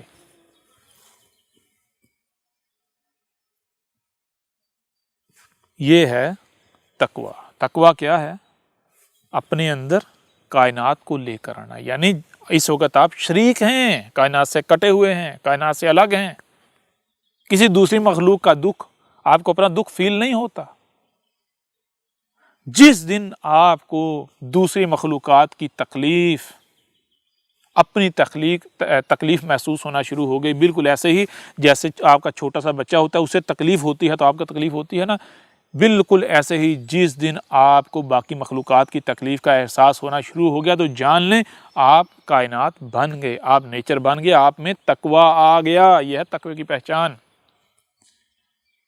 جو والدین ہیں ان کے لیے سمجھنا بہت آسان ہے، جو چھوٹی عمر والے ہیں ان کے لیے بھی سمجھنا بہت آسان ہے۔ چھوٹی عمر والے ہیں ان کو دیکھیں، اگر ان کے سگی بہن سگے بھائی کو اگر کوئی مارتا ہے، کوئی تکلیف دیتا ہے تو انہیں اچھا لگتا ہے یا برا؟ انہیں تکلیف ہوتی نا، ہوتی یا نہیں ہوتی؟ جس دن آپ کو یہی تکلیف باقی تمام مخلوقات کو لے کر ہونا شروع ہو گئی تو جان لیں آپ میں تقویٰ آ گیا ہے۔ یہ ہے تقوی کی پہچان۔ اور جو والدین ہیں، اگر آپ کے چھوٹے ننھے منھے جو بچہ آپ کا ڈیپینڈنٹ ہے، آپ کا محتاج ہے، اس کو اگر کوئی تکلیف دیتا ہے یا اگر وہ گرتا ہے اس کو کوئی تکلیف ہوتی ہے تو آپ کو جس طرح جیسے اپنے بچے کی تکلیف کا احساس ہوتا ہے، تکلیف محسوس ہوتی ہے، جس دن آپ کو کائنات میں مخلوقات کی تکلیف کا اس طرح احساس ہونا شروع ہو گیا تو جان لیں آپ میں تقویٰ آ گیا۔ یہ ہے تقویٰ۔ ٹھیک ہے نا؟ اور یہی بات کہی گئی قرآن میں، کتب علیکم الصیام کما کتب علی الذین من قبلکم، کتب علیکم الصیام۔ اب یہاں یہ نہیں بتایا جا رہا کہ مجموعی طور پر تمہارے اوپر جو ہے وہ الصیام جو ہے وہ فرض کر دیے، نہیں۔ کتبہ یعنی آپ کیا کرنا ہے، آپ کو سننے کے لیے کان دیے گئے، دیکھنے کے لیے آنکھیں دی گئی، جو سنائی اور دکھانے سے سمجھنے کی صلاحیت دی گئی، تو آپ ان ٹولز کا استعمال کرتے اپنی آپ میں غور کریں، تحقیق کریں، غور کریں کہ کیا آپ کے اوپر الصیام کتب ہیں، یعنی کیا آپ کے اوپر یہ پروسیس کتب ہے، آپ کے اوپر یہ پروسیس فرض ہے کہ آپ اس پروسیس کو کر کے سیام حاصل کرنے کا پروسیس آپ کے اوپر فرض ہے۔ یعنی دیکھیں کہ آپ میں تقویٰ ہے، آپ مخلوقات کائنات کی تکلیف کو اپنی تکلیف سمجھ رہے ہو، آپ کائنات کے ساتھ بالکل ایسے جڑے ہوئے جیسے آپ کے وجود میں یا آپ کے اعضاء جڑے ہوئے ہیں۔ آپ کو جو ٹائم دیا گیا، جو صلاحیتیں دی گئی، آپ اس ٹائم کا، اس وقت کا، ان صلاحیتوں کا استعمال اس کائنات کے لیے کر رہے ہو، بالکل ایسے جیسے آپ کے ہاتھ، آپ کے وجود میں جو اعضاء ہیں یہ کس کے لیے ہیں، یہ جتنا بھی ان کے پاس وقت ہے کس کے لیے ہے، یہ اگر استعمال ہوتے ہیں کس کے استعمال ہوتے ہیں؟ آپ کے اپنے لیے استعمال ہوتے ہیں نا، کسی دوسرے کے لیے نہیں ہوتے۔ جو آپ کا دشمن ہوتا ہے، جو شریک ہوتا ہے، اپنے لیے استعمال ہوتے ہیں، یہ ان کے لیے استعمال ہوتے ہیں جن کو آپ اپنا سمجھتے ہیں۔ تو آپ دیکھو کیا آپ کائنات کے ساتھ جڑے ہوئے ہو؟ آپ کے پاس جو وقت ہے، جو آپ کو وقت دیا گیا، جو آپ کو صلاحیتیں دی گئی، آپ جو بھی اعمال کر رہے ہو، کیا کائنات کے لیے کر رہے ہو؟ کائنات کو سامنے رکھ کے کر رہے ہو؟ کائنات کی تکلیف، کائنات میں جتنی مخلوقات، ان مخلوقات کی تکلیف کو اپنی تکلیف سمجھتے ہو؟ اگر آپ سمجھتے ہو تو آپ میں تقویٰ موجود ہے، آپ کو اوپر کوئی صیام کتب نہیں، کوئی کرنے کی ضرورت نہیں ہے۔ لیکن اگر آپ میں یہ چیز نہیں پائی جاتی تو پھر جان لو آپ کے اوپر صیام کتب ہیں۔ صیام کیا؟ صیام وہ پروسیس ہے جس پروسیس سے آپ کے اندر تقویٰ آئے گا۔ اب کیسے آئے گا تقویٰ؟ یہ پروسیس کیا ہے؟ غور کیجئے گا ذرا۔ ہم نے یہ جان لیا کہ ہم نے یہ تقویٰ کیا ہے، تقویٰ یہ ہے کہ اپنے آپ کو نیچر بنانا ہے، کائنات بنانا ہے، کائنات کے ساتھ جڑنا ہے۔ کیسے جڑنا؟ کائنات بنانا ہے اپنے آپ کو۔ تو کیسے بنیں گے؟ سب سے پہلے یہ دیکھنا ہے کہ بھائی وہ رزق کون سا ہے، وہ مواد، وہ میٹیریل کون سا ہے جو کائنات فراہم کر رہی ہے، کائنات، خالص کائنات کا وجود میں لایا ہوا رزق۔ تو آج کے بعد، اس لمحے کے بعد میں نے کیا کرنا ہے، میں نے یہاں بریک لگانی ہے، جو کچھ بھی کر رہا ہوں سارا میں بریک لگانی ہے، اور میں نے وہی کھانا ہے، وہی پینا ہے، وہی بولنا، وہی سوچنا، وہی دیکھنا، وہی سننا ہے جو کائنات کی طرف سے آ رہا ہے۔ ٹھیک ہے جی، میں نے اپنے اندر سے یہ جو شریک ہے اس کو نکالنا ہے، میں نے اپنا وجود جو میں نے خبائث کھا کے بنایا ہے، میں نے اس کو مٹانا ہے، ختم کرنا ہے۔ تو یہ کیسے ہوگا؟ یہ اس طرح ہوگا کہ میں نے ایک کائنات جو ہے وہ بالحق ہے، رب جو ہے جو بھی کرتا ہے وہ رب خود حق ہے۔ حق کسے کہتے ہیں؟ حق کہتے ہیں پورا بیلنس، متوازن، نہ ہی رائے برابر کم، نہ رائے برابر زیادہ، متوازن۔ کوئی بھی کام کرنا ہے تو بغیر مقصد کے نہیں کرنا، اگر کھانا ہے تو با مقصد کھانا ہے، اتنا کھانا ہے جتنی ضرورت ہے، یعنی فضول نہیں، ٹھیک ہے نا، متوازن، ہر لحاظ سے متوازن۔ تو کیا کرنا ہے؟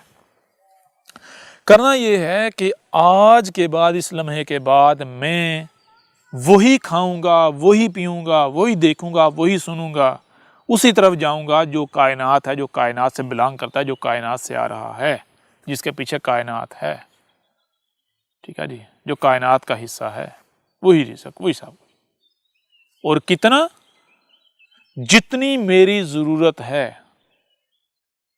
یہ پروسیس سٹارٹ کر دینا ہے۔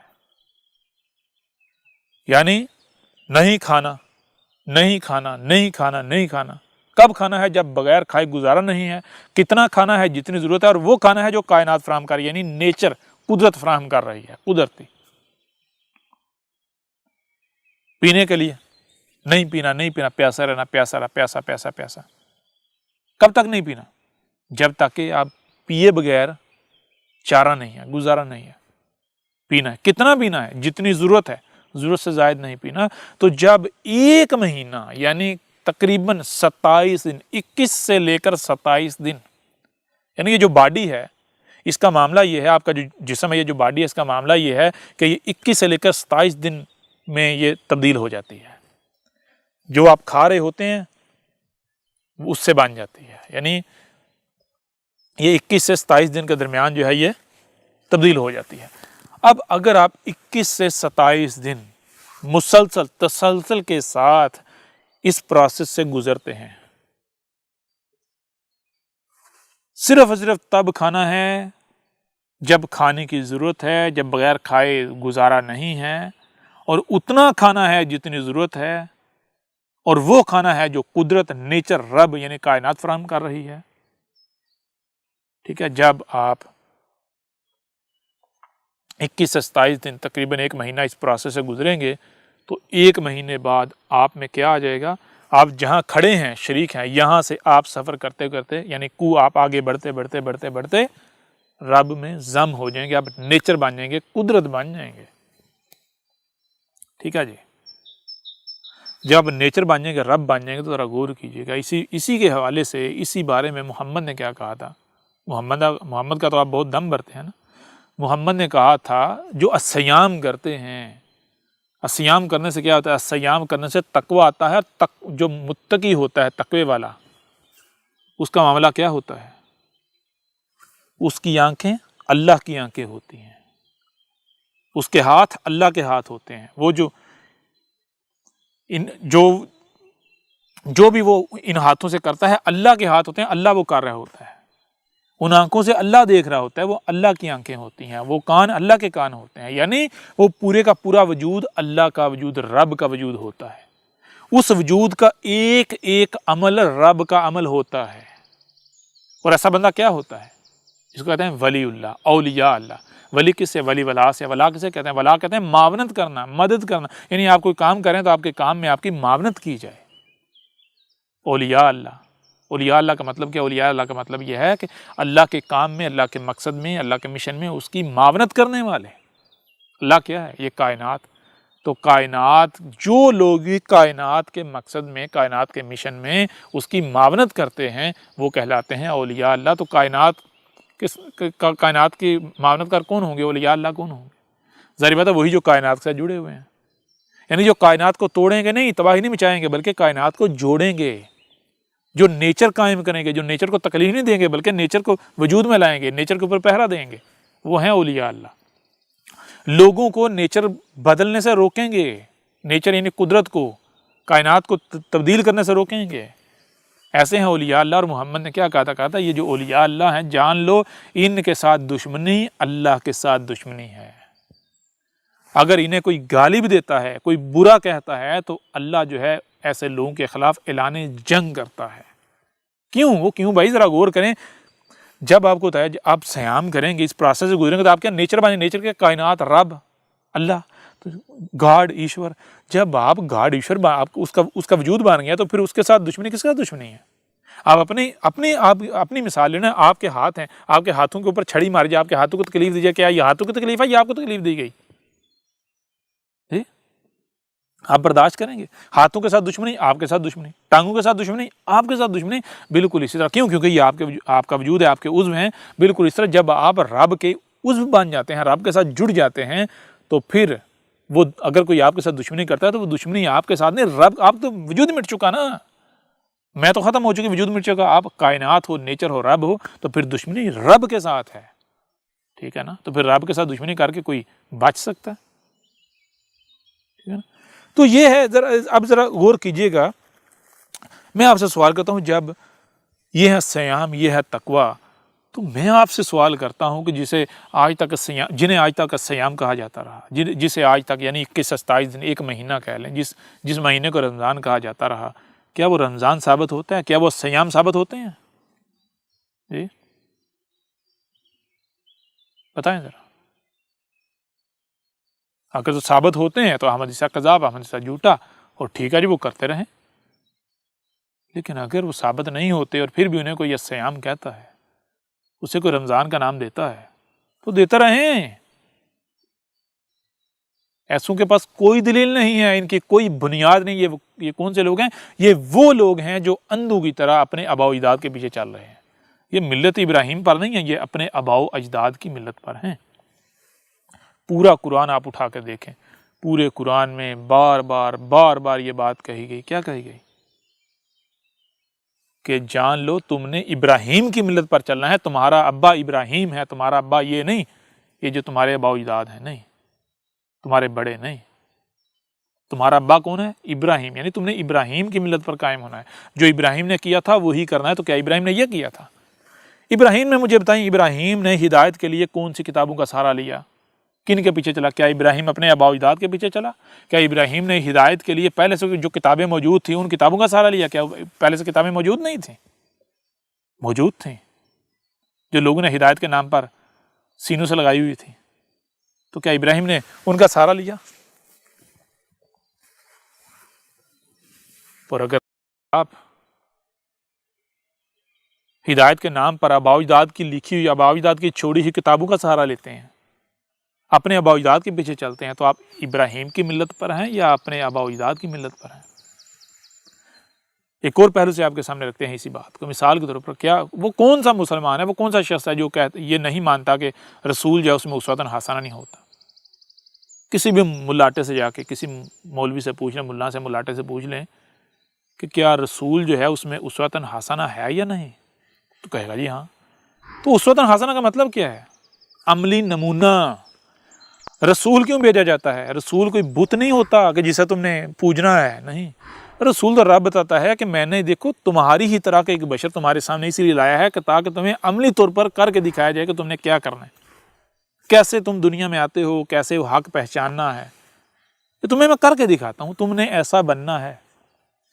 کوئی ایک بھی رسول ایسا نہیں جس نے آ کر یہ کہا ہو کہ تم میرے جیسا نہیں بن سکتے، نہیں، ہر رسول نے یہ کہا کہ میں تمہارے لیے عملی نمونہ ہوں، تم نے میرے جیسا بننا ہے، میں تمہاری منزل ہوں، میں تمہارا مکان ہوں، تم نے میرے جیسا بننا ہے، میں تو بھیجا اس لیے گیا ہوں کہ تمہیں دکھایا جائے تم نے بننا کیا ہے، تم سے مقصود کیا ہے، ٹھیک ہے جی۔ یہ اسوۃ حسنہ۔ تو جو لوگ بھی محمد میں اپنے لیے اسوۃ حسنہ کا دعویٰ کرتے ہیں، میں آپ سے سوال کرتا ہوں کہ کیا محمد نے اسی طرح ہدایت حاصل کی جس طرح آپ ہدایت کے دعوے دار ہیں؟ بتائیں ذرا۔ محمد نے پہلے کون سی کتاب موجود تھی، محمد اس کے پیچھے پڑھا، اس سے ہدایت لی؟ ہاں، اگر آپ محمد کی زندگی کو دیکھیں گے تو آپ کو پتہ چلے گا محمد بھی جب بچہ تھا اسے ہی حق کہتا رہا، حق سمجھتا رہا، جس کو اس کے بڑے، اس کے آباء و اجداد حق کہتے رہے۔ کیوں؟ عقلی لحاظ سے، شعوری لحاظ سے وہ ابھی بالغ نہیں تھا، بڑوں کا محتاج تھا۔ تو جو بڑے، جیسے محمد پیدا ہوا تھا، جب پیدا ہوتا 100% اپنے والدین کا محتاج تھا، بڑوں کا محتاج تھا، لیکن آہستہ آہستہ آہستہ آہستہ وہ خود مختار ہوتا گیا، والدین کی، بڑوں کی محتاجی کم ہوتی چلی گئی۔ تو ایک وقت تک وہ شعوری طور پر بھی دوسروں کا محتاج تھا، بڑوں کا محتاج تھا، وہ شعوری طور پر بھی بالغ نہیں ہوا تھا۔ تو جب تک محمد دوسروں کا محتاج تھا تو محمد وہی کہتا، وہی کرتا جس کو بڑے کہتے، جس کو بڑے غلط کہتے اسے غلط کہتا، جس کو بڑے صحیح کہتے اسے صحیح کہتا۔ لیکن پھر ایک وقت آیا جب محمد باشعور ہو گیا، شعوری طور پر بالغ ہو گیا، عقلی طور پر بالغ ہو گیا، تو پھر محمد نے کیا کیا؟ پھر محمد نے خود سے غور و فکر کرنا شروع کر دیا۔ جب محمد نے خود سے غور و فکر کرنا شروع کیا تو کیا کیا؟ جس کو بڑے آباء و اجداد یعنی مختلف فرقے جو گروہ موجود تھے، جو جسے حق کہہ رہا تھا، ان کو آزمانا شروع کر دیا۔ کبھی ان کی طرف رخ ہے، کبھی ان کی طرف رخ ہے، کبھی ان کی طرف رخ ہے، ہدایت کے لیے حق کریے، لیکن کہیں سے نہیں حق مل رہا، کہیں سے نہیں مل رہا۔ یہاں تک کہ سب سے آخر میں اپنا قبلہ کس کو بنایا؟ دیکھا کہ یہ جو یہودی ہیں، عیسائی ہیں، یہ لگتا ہے یہ حق کے بڑے قریب ہیں، یہ تو ان کو اپنا قبلہ بنا لیا، یعنی ان کی طرف ہدایت کے لیے ان کی طرف رخ کر لیا، ان کی کتابیں پڑھنا شروع کر دی، ان کا لٹریچر چھاننا شروع کر دیا، ان سے جو ہے وہ رہنمائی لینا شروع کر دی۔ لیکن پھر ایک وقت آیا، رب نے کہا نہیں، دیکھ لیا، جان لیا، نہیں نا کہیں سے ہدایت ملی۔ تو جب یہ وقت آیا تو محمد پھر گڑ گڑانا شروع ہو گیا، میرا رب مجھے کہیں سے حق نہیں ملا، یہ سب کے سب گمراہ ہیں، یہ تیرا دین ہے، تو میرا خالق ہے، مجھے بتا حق کیا ہے، میں اپنے آپ کو تیرے آگے جھکا دیتا ہوں، میں اب کوئی بھی بات کہیں سے آتی ہے تو میں آگے سے رزسٹ نہیں کروں گا۔ تو یوں پھر رب نے کہا تھا کہ تو اپنا قبلہ تبدیل کر، تو اپنا رخ، تو دیکھ ہدایت کے لیے، ہدایت کی حصول کے لیے تو نے اپنا رخ کدھر کیا ہوا ہے؟ ان کی طرف، ان لوگوں کی طرف، یہ تو مشرکین ہے۔ تو اپنا رخ میری طرف کر، میں کیا ہوں؟ نیچر، یہ رب، یہ کائنات۔ وہی جب محمد نے غور و فکر کیا تو پتا چلا بھائی کریٹر تو میرا یہ کائنات ہے۔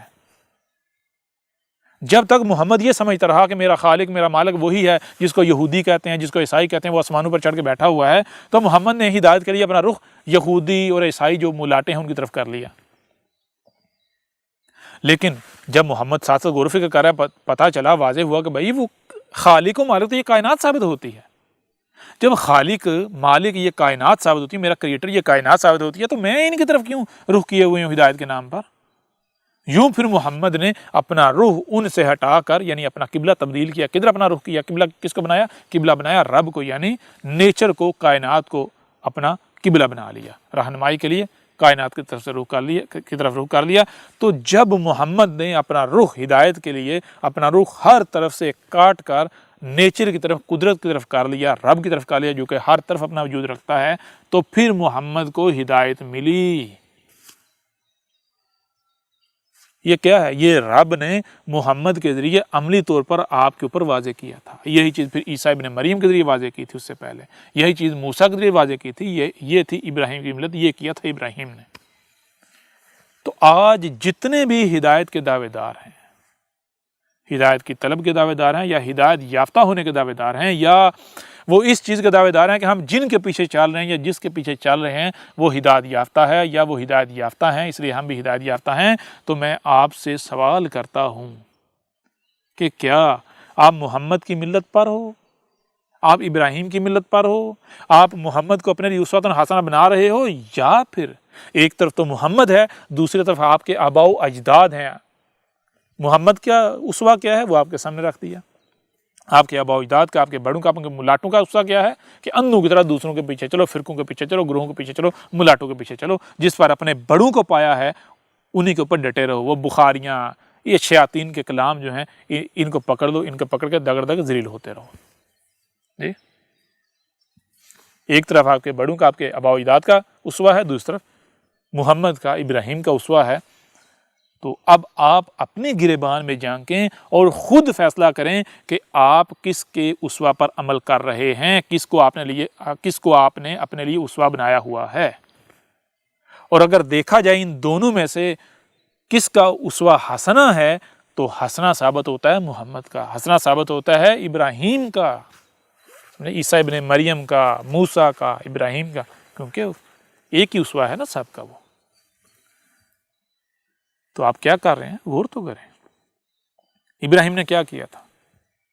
ابراہیم نے آ کر وہ کیا تھا جو آپ لوگ کر رہے ہیں، یا پھر ابراہیم نے تو جو آباء و اجداد نے بت گڑے ہوئے تھے، تراشے ہوئے تھے، ان کو توڑا تھا، ان کے اوپر کلہاڑے چلائے تھے، ٹھیک ہے نا؟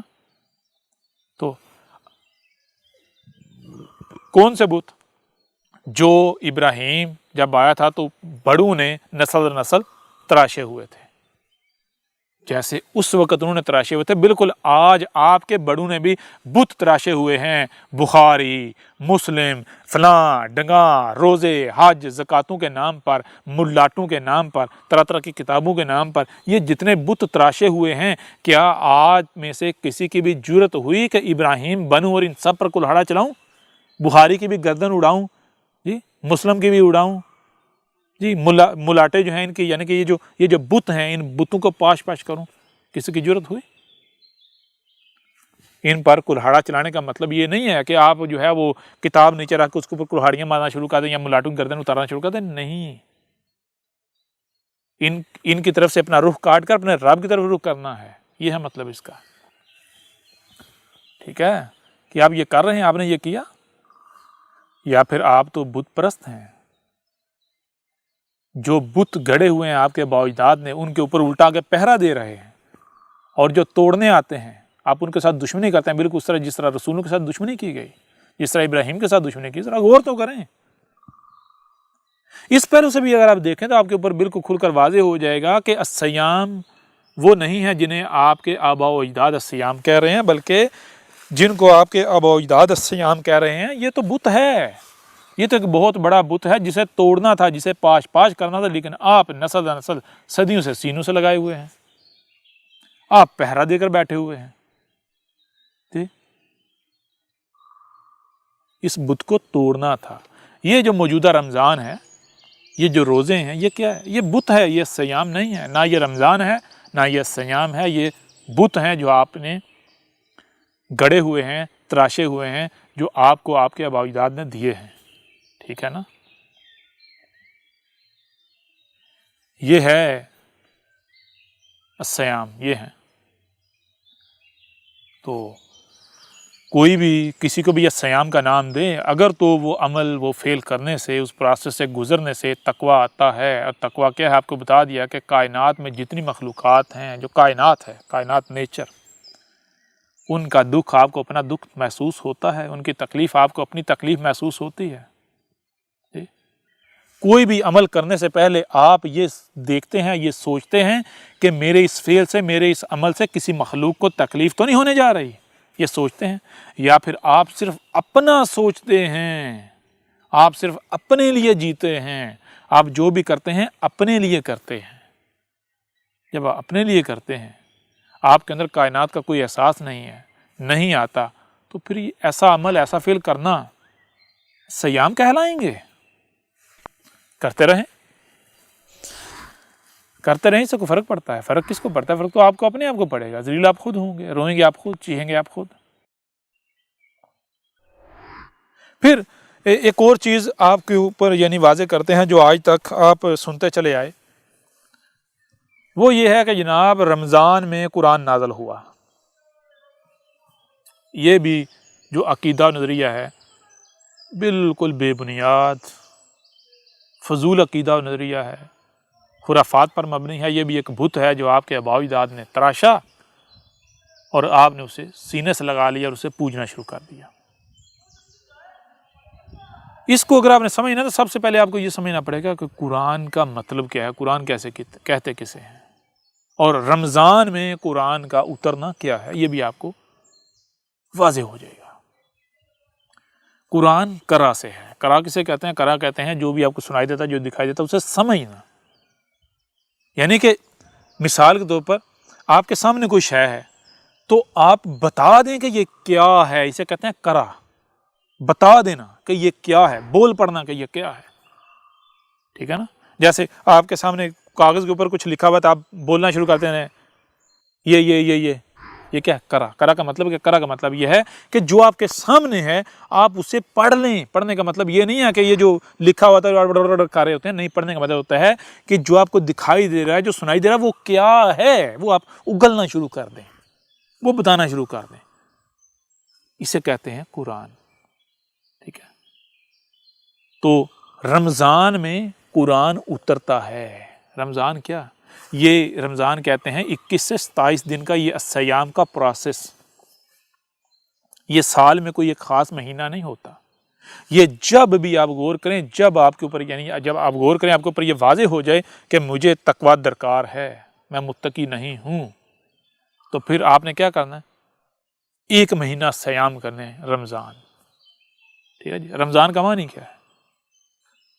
رمضان کا معنی ہے، شروع میں رے ہے، آگے میم اور زواد ہے، آگے الف اور آگے نون ہے. رے کہتے ہیں بہنے کو، بڑھنے کو، چلنے کو، بہنے کو، جاری ہونے کو.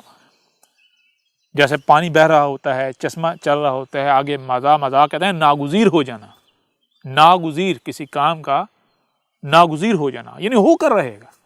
اور آگے الف ہے جس کا معنی ہے کل کا کل، اور آگے نون کہتے ہیں ہم. رمضان کا معنی ہے کہ رب خود جو ہے، کائنات خود، رب خود، اللہ خود پورے کا پورا چل کر آ جاتا ہے. چل کر، ایسے جیسے پانی بہ کر آ رہا ہوتا ہے، اس طرح چل کر آ جاتا ہے. کس میں آ جاتا ہے؟ یہ 21 سے 27 دن کا پروسیس 1 مہینے میں. کیا کرنے؟ سیام کرنے سے. سیام کرنے سے رب خود پورے کا پورا آپ میں آ جاتا ہے، آپ رب بن جاتے ہو. اگر آپ سیام کریں گے تو 1 مہینے میں رب کا خود آنا چل کر آپ میں، آپ کا رب بن جانا، ناگزیر ہو جاتا ہے. یہ ہے قرآن کا نازل ہونا، قرآن کا اتر آنا. کیا ہے قرآن؟ قرآن بھی قرا. آپ کو بتائیے قرا کے معنی کیا ہے؟ آگے الف، اور الف کل کا کل، اور نون وہی ہم، یعنی کہ رب، یہ کائنات پوری کی پوری خود کی خود آپ کے اندر آ جاتی ہے، آپ کے اوپر اتر آتی ہے. ٹھیک ہے؟ آپ باطنی طور پر اسے قرا کر لیتے ہیں، آپ کے اندر آئیے، پوری کی پوری کائنات آپ کے اندر آ گئی.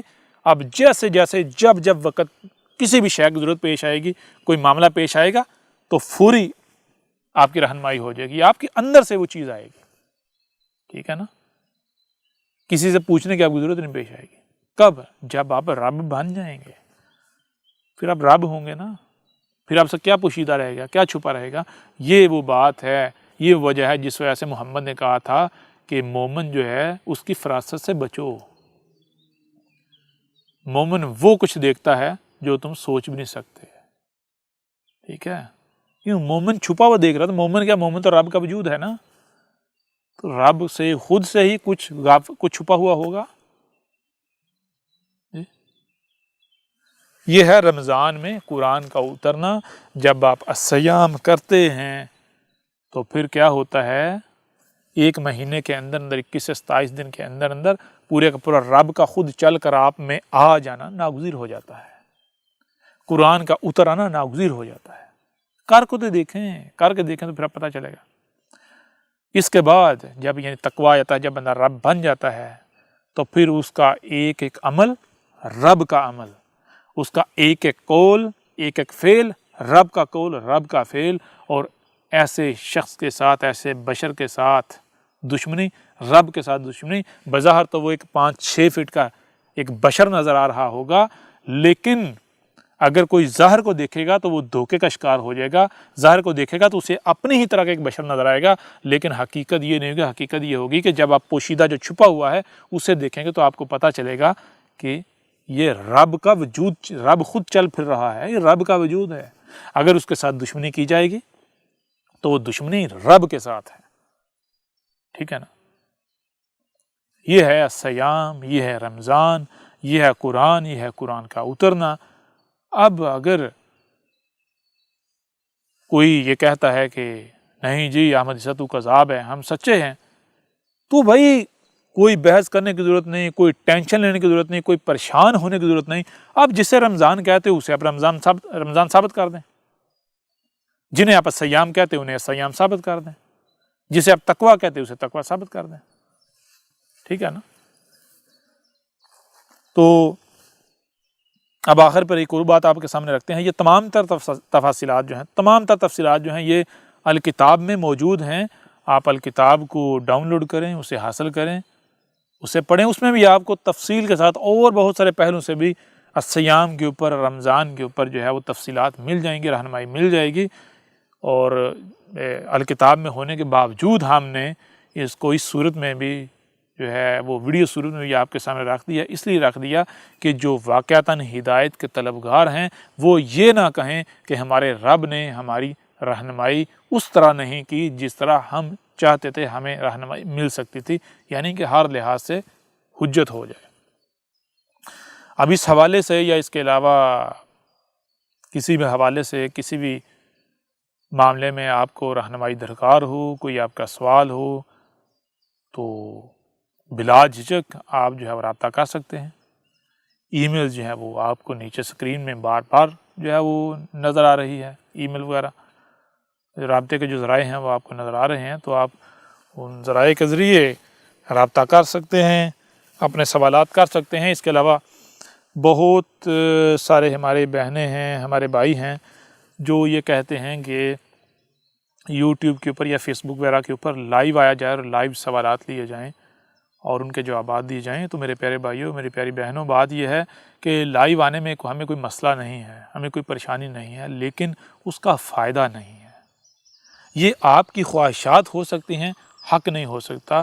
حق یہ اس وجہ سے نہیں ہو سکتا، مثال کے طور پر ایک شخص جو ہے جس نے ابھی اسکول میں داخلہ ہی نہیں لیا، وہ اگر آ کر سوال کرتا ہے براہ راست میٹرک کا، ایف اے کا، بی اے کا، ایم اے کا، تو مجھے یہ بتائیں اس کو کیسے جواب دیا جا سکتا ہے؟ اب دو ہی صورتیں ہیں، یا تو لوگوں کی تہمتوں ملامتوں کی پرواہ کرتے ہوئے کہ اس کے پاس جواب نہیں ہے، جواب دینا شروع کر دیا جائے، یا پھر آپ جو ہے وہ حکمہ کا استعمال کریں، حکمہ کے ساتھ اس کو جواب دیجیے. حکمہ کے ساتھ جواب دیا جائے گا تو وہ جواب کتنا، اس کو پھر کیا کہ اس کو سب سے پہلے کہا جائے گا کہ بھائی اسکول میں داخلہ لے، پھر اس کو پہلی کلاس، دوسری، تیسری، چوتھی، پانچویں، چھٹی، ساتویں، آٹھویں، نویں کلاس، یہ ساری کلاسیں گزارنا پڑیں گی، پھر جا کے اس مقام پر آئے گا جو اس نے سوال کیا، اسے اس کا جواب سمجھنے کا جو ہے وہ اہلیت اس کے پاس آئے گی، پھر جا کے اس کو جواب دیا جائے گا. تو یہ تو بہت لمبا پروسیس ہے. تو یہ مجھے یہ بتائیں کہ کیا کسی یعنی کہ آن لائن آئے، کیا یہ پروسیس 1 گھنٹے میں، 2 گھنٹے میں، 4 گھنٹے میں، 10 گھنٹے میں پورا ہو سکتا ہے؟ سوال ہی پیدا نہیں ہوتا. ہاں البتہ اگر کسی نے ساری دعوت سن لی ہے، الکتاب پڑھ لی ہے، ڈاکومنٹری دیکھ لی ہے، ویڈیوز دیکھ لی ہیں، اس کے باوجود اگر اس کا کوئی سوال ہے تو بلا شک و شبہ اس سوال کا جواب دیا جائے گا. اور ایسے کون ہیں؟ ایسے تو پھر وہی ہیں جن کے ساتھ لائیو آ کر بات کرنے کی ضرورت ہی نہیں. کیوں؟ ایسوں کے اندر تو صبر ہونا چاہیے. ٹھیک ہے نا؟ صبر ہونا چاہیے. ان کو جواب اس طرح دیا جائے گا جس میں ہدایت ہے، جس میں ان کے لیے بہتری ہے، نہ کہ خواہشات کی اتباع کی جائے گی. ان کو اپنے اندر خواہشات پیدا نہیں کرنی، خواہشات نہیں پالنی، اور یہ نہیں چاہنا کہ ہماری خواہشات کے اوپر چلا جائے، ہماری خواہشات کی اتباع کی جائے، بلکہ انہوں نے اپنے اندر رب کا رنگ لے کر آنا ہے، اپنے آپ کو رب کا وجود بنانا ہے، رب بنانا ہے. ٹھیک ہے نا؟ اپنے آپ کو الصبور بنانا ہے، الشکور بنانا ہے، العلیم بنانا ہے، العزیز بنانا ہے، الحکیم بنانا ہے. یہ بنانا ہے، نہ کہ شریک بننا ہے، خواہشات کی اتباع کرنی ہے، شیطان بننا ہے. ٹھیک ہے نا؟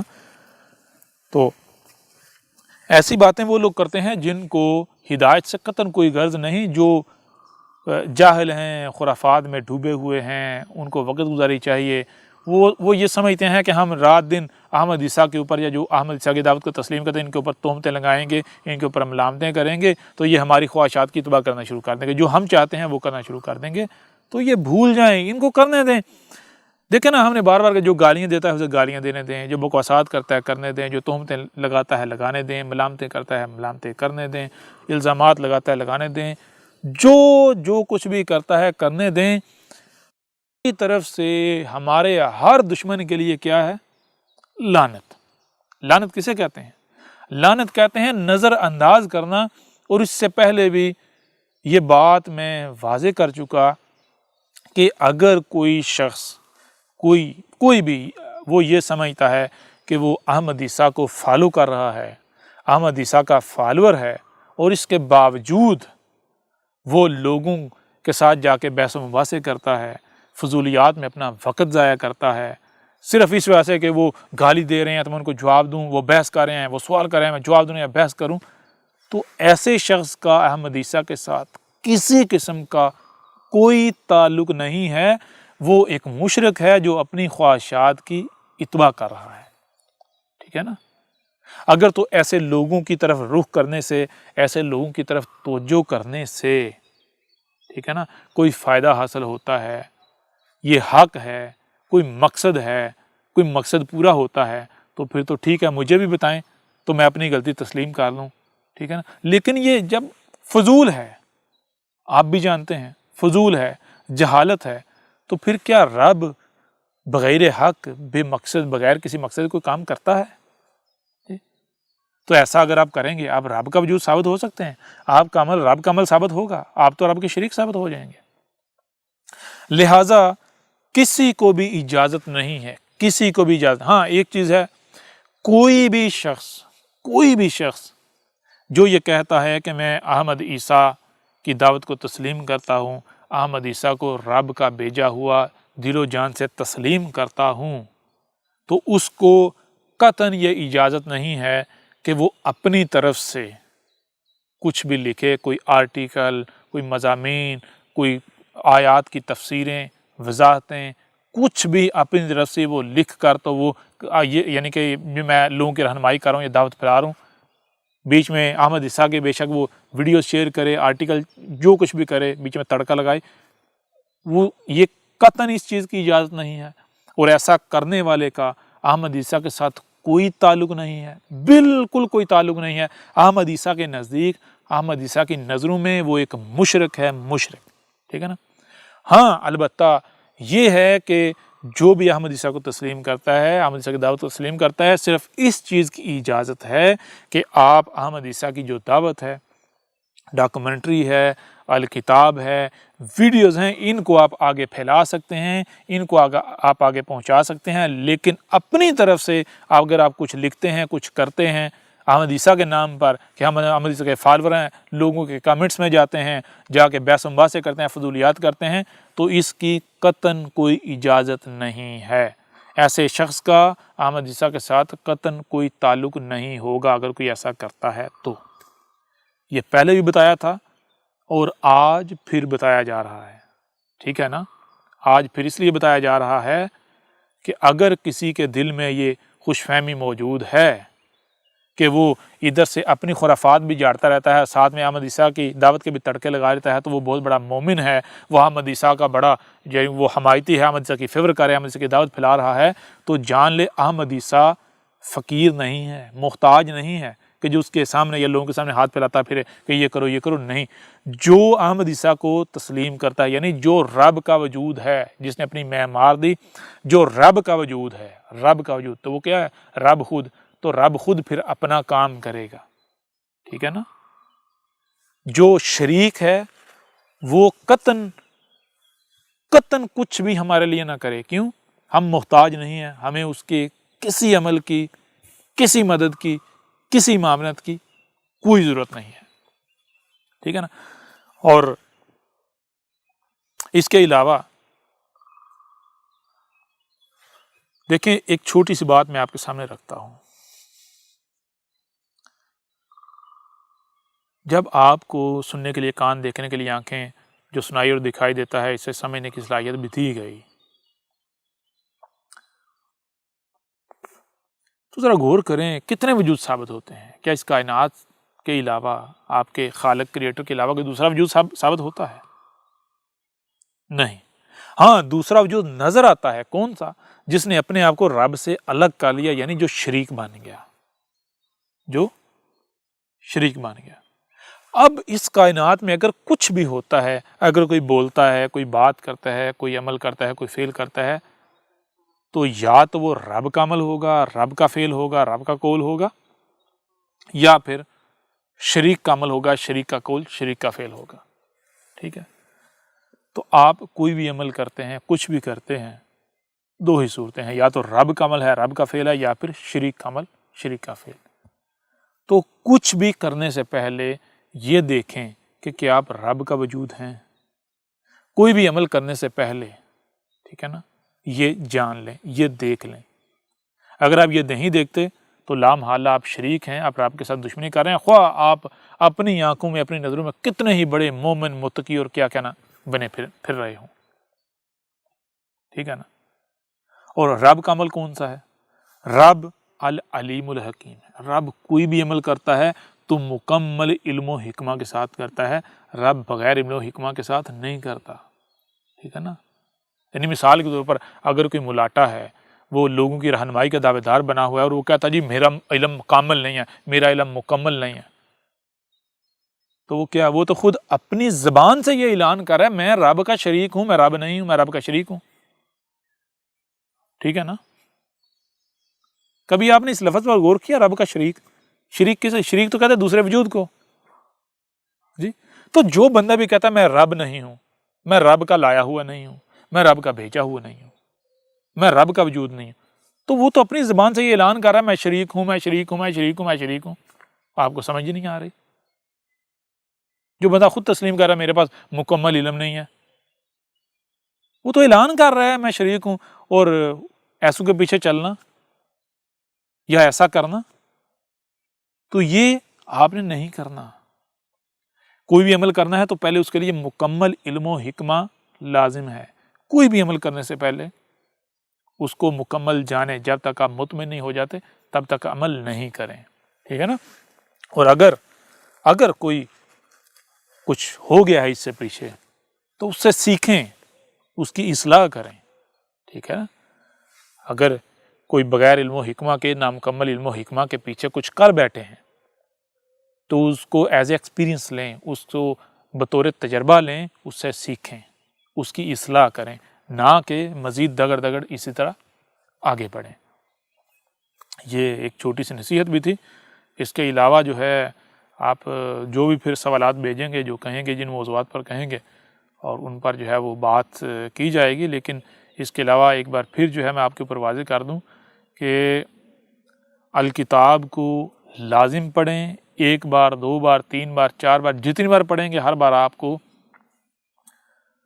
کچھ نہ کچھ نیا جو ہے آپ کو ملے گا، مزید جو ہے وہ نکھر کا بات آپ کے سامنے آئے گی. ڈاکومنٹری کو دیکھیں، ویڈیوز کو دیکھیں، بات کو، حق کو گہرائی سے سمجھیں. اور صرف سننے، دیکھنے، پڑھنے سے کوئی فائدہ نہیں ہوگا. یہ سننا، دیکھنا، پڑھنا صرف اس لیے آپ کو صرف یہ احساس دلانا کہ آپ بھی یہ بن سکتے ہیں. کیسے بن سکتے ہیں وہ پروسیس بھی بیچ میں ڈیٹیلز کے ساتھ، تفاصیل کے ساتھ لکھا ہوا ہے. جب تک عملی طور پر آپ نہیں جو ہے قدم اٹھائیں گے، عملی طور پر آپ سفر نہیں کریں گے، تب تک آپ رب کا وجود نہیں بن سکتے، آپ حق کو نہیں پا سکتے. تو مجھے لگتا ہے اس نشست کو جو ہے وہ یہیں پر کنکلوڈ کرنا چاہیے، ختم کرنا چاہیے. تو اس کو ہم کنکلوڈ کرتے ہیں ایک آخری بات پر، ایک چھوٹی سی بات پر. وہ بات یہ ہے کہ دیکھیں، جب آپ کے اوپر یہ بات کھل کر واضح ہو جاتی ہے کہ جو کچھ بھی ظاہر ہے یہ کل کا کل نہیں ہے، اس کے برعکس جو ہے بہت کچھ ایسا ہے جو کہ چھپا ہوا ہے، تو پھر وہ جو چھپا ہوا ہے اسے کیسا دیکھا جا سکتا ہے، کیسے سنا جا سکتا ہے. تو اس کو ایک چھوٹی سی مثال سے میں آپ کے سامنے رکھتا ہوں. آپ اپنے ہی اگر وجود کو لیں تو آپ کے وجود میں دیکھیں، آپ چل رہے ہوتے ہیں تو پاؤں جو ہے آگے اگر پتھر آ گیا تو اچانک سے پاؤں جو اس پتھر کو ایوائڈ کرتے ہوئے اس سے جمپ لگا کر آگے جو ہے وہ جا کے نیچے لینڈ کرتا ہے. سوال یہ پیدا ہوتا ہے کہ پاؤں کو ایسا کرنے کا کس نے کہا؟ تو بہت واضح ہے، بہت آسان ہے کہ پاؤں کو ایسا کرنے کا حکم دیا برین نے، دماغ نے، کیونکہ دماغ پورے وجود کے جتنے بھی اعضاء ان کو کنٹرول کر رہا ہے. اب سوال یہ پیدا ہوتا ہے کہ دماغ نے پاؤں کو حکم کس طرح دیا؟ کیا کہ انٹرنل سورس کے ذریعے، انٹرنل ذرائع جو ہے ان کو استعمال کرتے ہوئے دماغ کو حکم دیا، یا پھر بیرونی طور پر کوئی ذرائع ہیں جن کا دماغ نے استعمال کیا؟ جب آپ غور کریں گے، تحقیق کریں گے تو آپ کے سامنے یہ بات آئے گی کہ انٹرنل اندرونی طور پر تو جو فورس جو انرجی درکار ہوتی ہے وہ جو ہے وہ دماغ جو ہے فراہم کرے گا، لیکن جو پاؤں کو جو کرنے کا کہا گیا وہ حکم کدھر، وہ بیرونی طور پر کیسے؟ جیسے آپ دیکھتے ہیں آج آپ کے اوپر واضح ہو گیا کہ آپ جنہیں آپ سگنلز کا نام دیتے ہیں، نیٹ ورکنگ کا نام دیتے ہیں، بالکل اسی طرح آپ کا برین آپ کے وجود کے تمام اعضاء کو سگنلز کے ذریعے احکامات دیتا ہے۔ آپ کے جسم کے انگ میں جو ہے وہ ریسیور جو ہے وہ نصب ہے، دماغ جو ہے وہ انفارمیشن جو ہے وہ احکامات ٹرانسمٹ کرتا ہے، اور جسم کا ہر انگ جو ہے اس کی اپنی الگ فریکوینسی ہے۔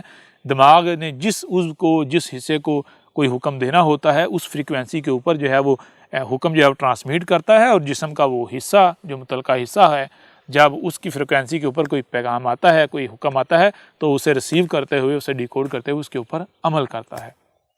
بالکل اسی طرح جب آپ رب کے ساتھ، کائنات کے ساتھ جڑ جاتے ہیں تو جو کچھ بھی باطن ہے، جو چھپا ہوا، پھر اس طرح آپ کو نظر آتا ہے۔ کیسے نظر آتا ہے؟ دل کے ذریعے۔ دل آپ کے جسم میں وہ ٹول ہے جس کے ذریعے آپ جو چھپی ہوئی مخلوقات ہیں، جو چھپی ہوئی دنیا ہے، جو رب کا چھپا ہوا عضو ہے، وجود ہے، حصے ہیں، ان کے ساتھ کنیکٹ ہو جاتے ہیں دل کے ذریعے۔ یعنی دل کو ایک اور آسان سی مثال سے میں آپ کے سامنے رکھ دوں، دل کی حقیقت کیا ہے، دل کا معاملہ کیا ہے۔ دل کا معاملہ بالکل آپ کے موبائل میں، آپ کے کمپیوٹر میں وائرلیس کارڈ کے جیسا ہے۔ جیسے آپ کا کمپیوٹر ہے تو اس کے ساتھ کیمرہ لگا ہوا ہے، مائک لگا ہوا ہے، تو کیمرے سے کمپیوٹر وہی کچھ دیکھ سکتا ہے جو کیمرے کی رینج میں ہے، جہاں تک کیمرہ جا سکتا ہے۔ مائک سے کمپیوٹر آپ کا وہی آوازیں سنے گا جو اس مائک کی رینج میں ہے، ٹھیک ہے جی۔ جو منظر، جو آوازیں کیمرے اور مائک کی رینج سے باہر ہیں یا ان کی استطاعت سے باہر ہیں، وہ کمپیوٹر کے اندر اس وقت تک نہیں آ سکتے جب تک کہ کمپیوٹر کے پاس کوئی ایسا ٹول نہ ہو جس کے ذریعے وہ ان کو سننے دیکھنے کی صلاحیت نہ حاصل کر لے، ٹھیک ہے جی۔ تو اب دیکھتے ہیں دو طرح کے کمپیوٹر۔ ایک کمپیوٹر وہ ہے کہ جس کے ساتھ انٹرنیٹ کنیکٹ نہیں ہے، دوسرا کمپیوٹر وہ ہے جس کے ساتھ انٹرنیٹ جو ہے وائرلیس وائی فائی کنیکٹ ہے۔ جس کے ساتھ انٹرنیٹ کنیکٹ نہیں ہے اس کمپیوٹر کے اندر وہی مناظر آ سکتے ہیں، وہی آوازیں آ سکتی ہیں جو کیمرے اور ویڈیو سے لائی جا سکتی ہیں۔ لیکن جس کمپیوٹر کے ساتھ انٹرنیٹ کنیکشن لگا ہوا ہے وہ ایک کلک پر کچھ بھی دکھا سکتا ہے، محض ایک کلک پر۔ اب ذرا غور کریں کہ وہ جو ایک کلک پر دکھا رہا ہے وہ کہاں سے دکھا رہا ہے، وہ کہاں سے آ رہا ہے۔ جب آپ غور کریں گے تو آپ کو پتہ چلے گا کہ کمپیوٹر وہ دکھا رہا ہے فضا سے، وہ سارا مواد، سارا لٹریچر، سارا مواد، وہ سارے مناظر، ساری آوازیں فضا میں موجود ہیں، ایگزسٹ کر رہی ہیں۔ کمپیوٹر جو ہے اس کے اندر جو وائرلیس کارڈ ہے، اس وائرلیس کارڈ کے ذریعے دیکھنے کی صلاحیت رکھتا ہے۔ اگر کمپیوٹر سے وائرلیس کارڈ نکال دیا جائے یا انٹرنیٹ کنیکشن جو ہے وہ ڈسکنیکٹ کر دیا جائے تو کمپیوٹر جو ہے وہ زیرو ہو جائے گا۔ وہ ایسی کوئی بھی شے آپ کو بتا سنا نہیں سکتا جو اس کی ہارڈ ڈسک میں نہیں ہے، جو کیمرے اور مائک سے جو ہے اس نے حاصل کیا، اس کے علاوہ آپ کو کچھ نہیں سنا اور دکھا سکتا۔ جیسے کمپیوٹر میں وائرلیس کارڈ ہے، انٹرنیٹ کنیکشن جو ہے اس کے ساتھ کنیکٹ ہوتا ہے، بالکل اس طرح آپ کے وجود میں ایک وائرلیس کارڈ ہے، وہ کیا ہے؟ وہ ہے دل۔ آپ کا دل وائرلیس کارڈ ہے جو کہ کائنات میں جو نیٹ ورکنگ ہے، جو پوری کائنات کو آپس میں جوڑے ہوئے ہے، ٹھیک ہے نا۔ جیسے آپ بتایا آپ کا دماغ اعضاء کو احکامات دیتا ہے، تو جس نیٹ ورکنگ کے ذریعے احکامات دیتا ہے، بالکل ایسی نیٹ ورکنگ اس کائنات میں جنہیں ملائکہ کہتے ہیں، ٹھیک ہے نا۔ تو اگر آپ کا دل زندہ ہو جاتا ہے، یعنی پیور ہو جاتا ہے، خالص بن جاتا ہے، کیسے؟ وہی جب نیچر کے ساتھ جڑیں گے، سیام کریں گے، اسیام کریں گے، جب نیچر بن گے تو آپ کا دل پھر وہ جو وائرلیس کارڈ ہے وہ ایکٹیو ہو جائے گا، وہ جو کائنات میں جو نیٹ ورکنگ اس کے ساتھ کنیکٹ ہو جائے گا۔ وہ نیٹ ورکنگ کون سی ہے؟ رب کے ساتھ آپ کنیکٹ ہو جائیں گے۔ پھر آپ کے اندر کوئی ایسی سوچ، کوئی ایسی فکر نہیں آئے گی جو کہ نیگیٹو ہو۔ آپ کے اندر سے خوف ختم ہو جائیں گے، آپ کے اندر سے غم ختم ہو جائیں گے، آپ کے اندر جو ہے وہ 100% پازیٹیوٹی آ جائے گی، نیگیٹیوٹی ختم ہو جائے گی، ٹھیک ہے نا۔ آپ کے اندر رب کا رنگ آ جائے گا۔ آپ پھر اس نیٹ ورکنگ کے ذریعے دیکھیں گے، وہ خبریں آپ کے پاس آئیں گی جو خبریں ان کانوں سے، ان آنکھوں سے نہیں سنی جا سکتی، ٹھیک ہے نا۔ جو انسان نے ذرائع تخلیق کیے ہیں ان ذرائع سے حاصل نہیں کی جا سکتی، وہ اور وہاں کی خبریں پھر آپ حاصل کرنے کی صلاحیت آپ کو حاصل ہو جائے گی۔ لہٰذا جب آپ سیام کرتے ہیں تو سیام سے آپ کا دل حیا ہو جاتا ہے، آپ پھر جو باطن ہے، جو چھپا ہوا ہے، اسے دیکھنے کی بھی صلاحیت حاصل کر لیتے ہیں، اور وہ دیکھنا ان کانوں سے سننے جیسا سننا اور ان آنکھوں سے دیکھنے جیسا دیکھنا نہیں ہے، بلکہ وہ سننا دیکھنا کیسے جیسے بالکل ایسے جیسے وہ سگنلز کے ذریعے نیٹ جو یعنی کہ سگنل کے ذریعے آپ کے موبائل میں، یعنی کہ جیسے اب انٹرنیٹ کی مثال لے لیں، آپ کے اگر آپ جو ہے وہ نیٹ کنیکٹ کر کے جو ہے وہ مجھے دیکھ رہے ہیں تو میں کہاں سے آ رہا ہوں؟ کیا آپ کے کمپیوٹر کی ہارڈ ڈسک میں موجود ہوں؟ نہیں، بلکہ وائی فائی کے ذریعے جو ہے وہ میں اتر رہا ہوں آپ کے کمپیوٹر پر۔ تو بالکل ایسے ہی پھر آپ کے اوپر وہ خبریں، وہ علم جو ہے وہ اترے گا، جسے وحی کہتے ہیں۔ بہرحال اس نشست کو یہیں پر ختم کرتے ہیں اور اب ملتے ہیں اگلی نشست میں۔ احمد عیسیٰ کون ہے؟ کیا آپ احمد عیسیٰ کو جانتے ہیں؟ احمد عیسیٰ وہ ہے جس نے ان باتوں پر سے پردہ اٹھایا ہے جس پر آج ہر کوئی اختلاف کر رہا ہے۔ حق اور باطل کی پہچان اب انتہائی آسان۔ آج ہی الکتاب کو ڈاؤن لوڈ کریں۔ مزید ویڈیوز کے لیے احمد عیسیٰ کے یوٹیوب چینل کو وزٹ کریں اور چینل کو سبسکرائب کرنا مت بھولیے گا۔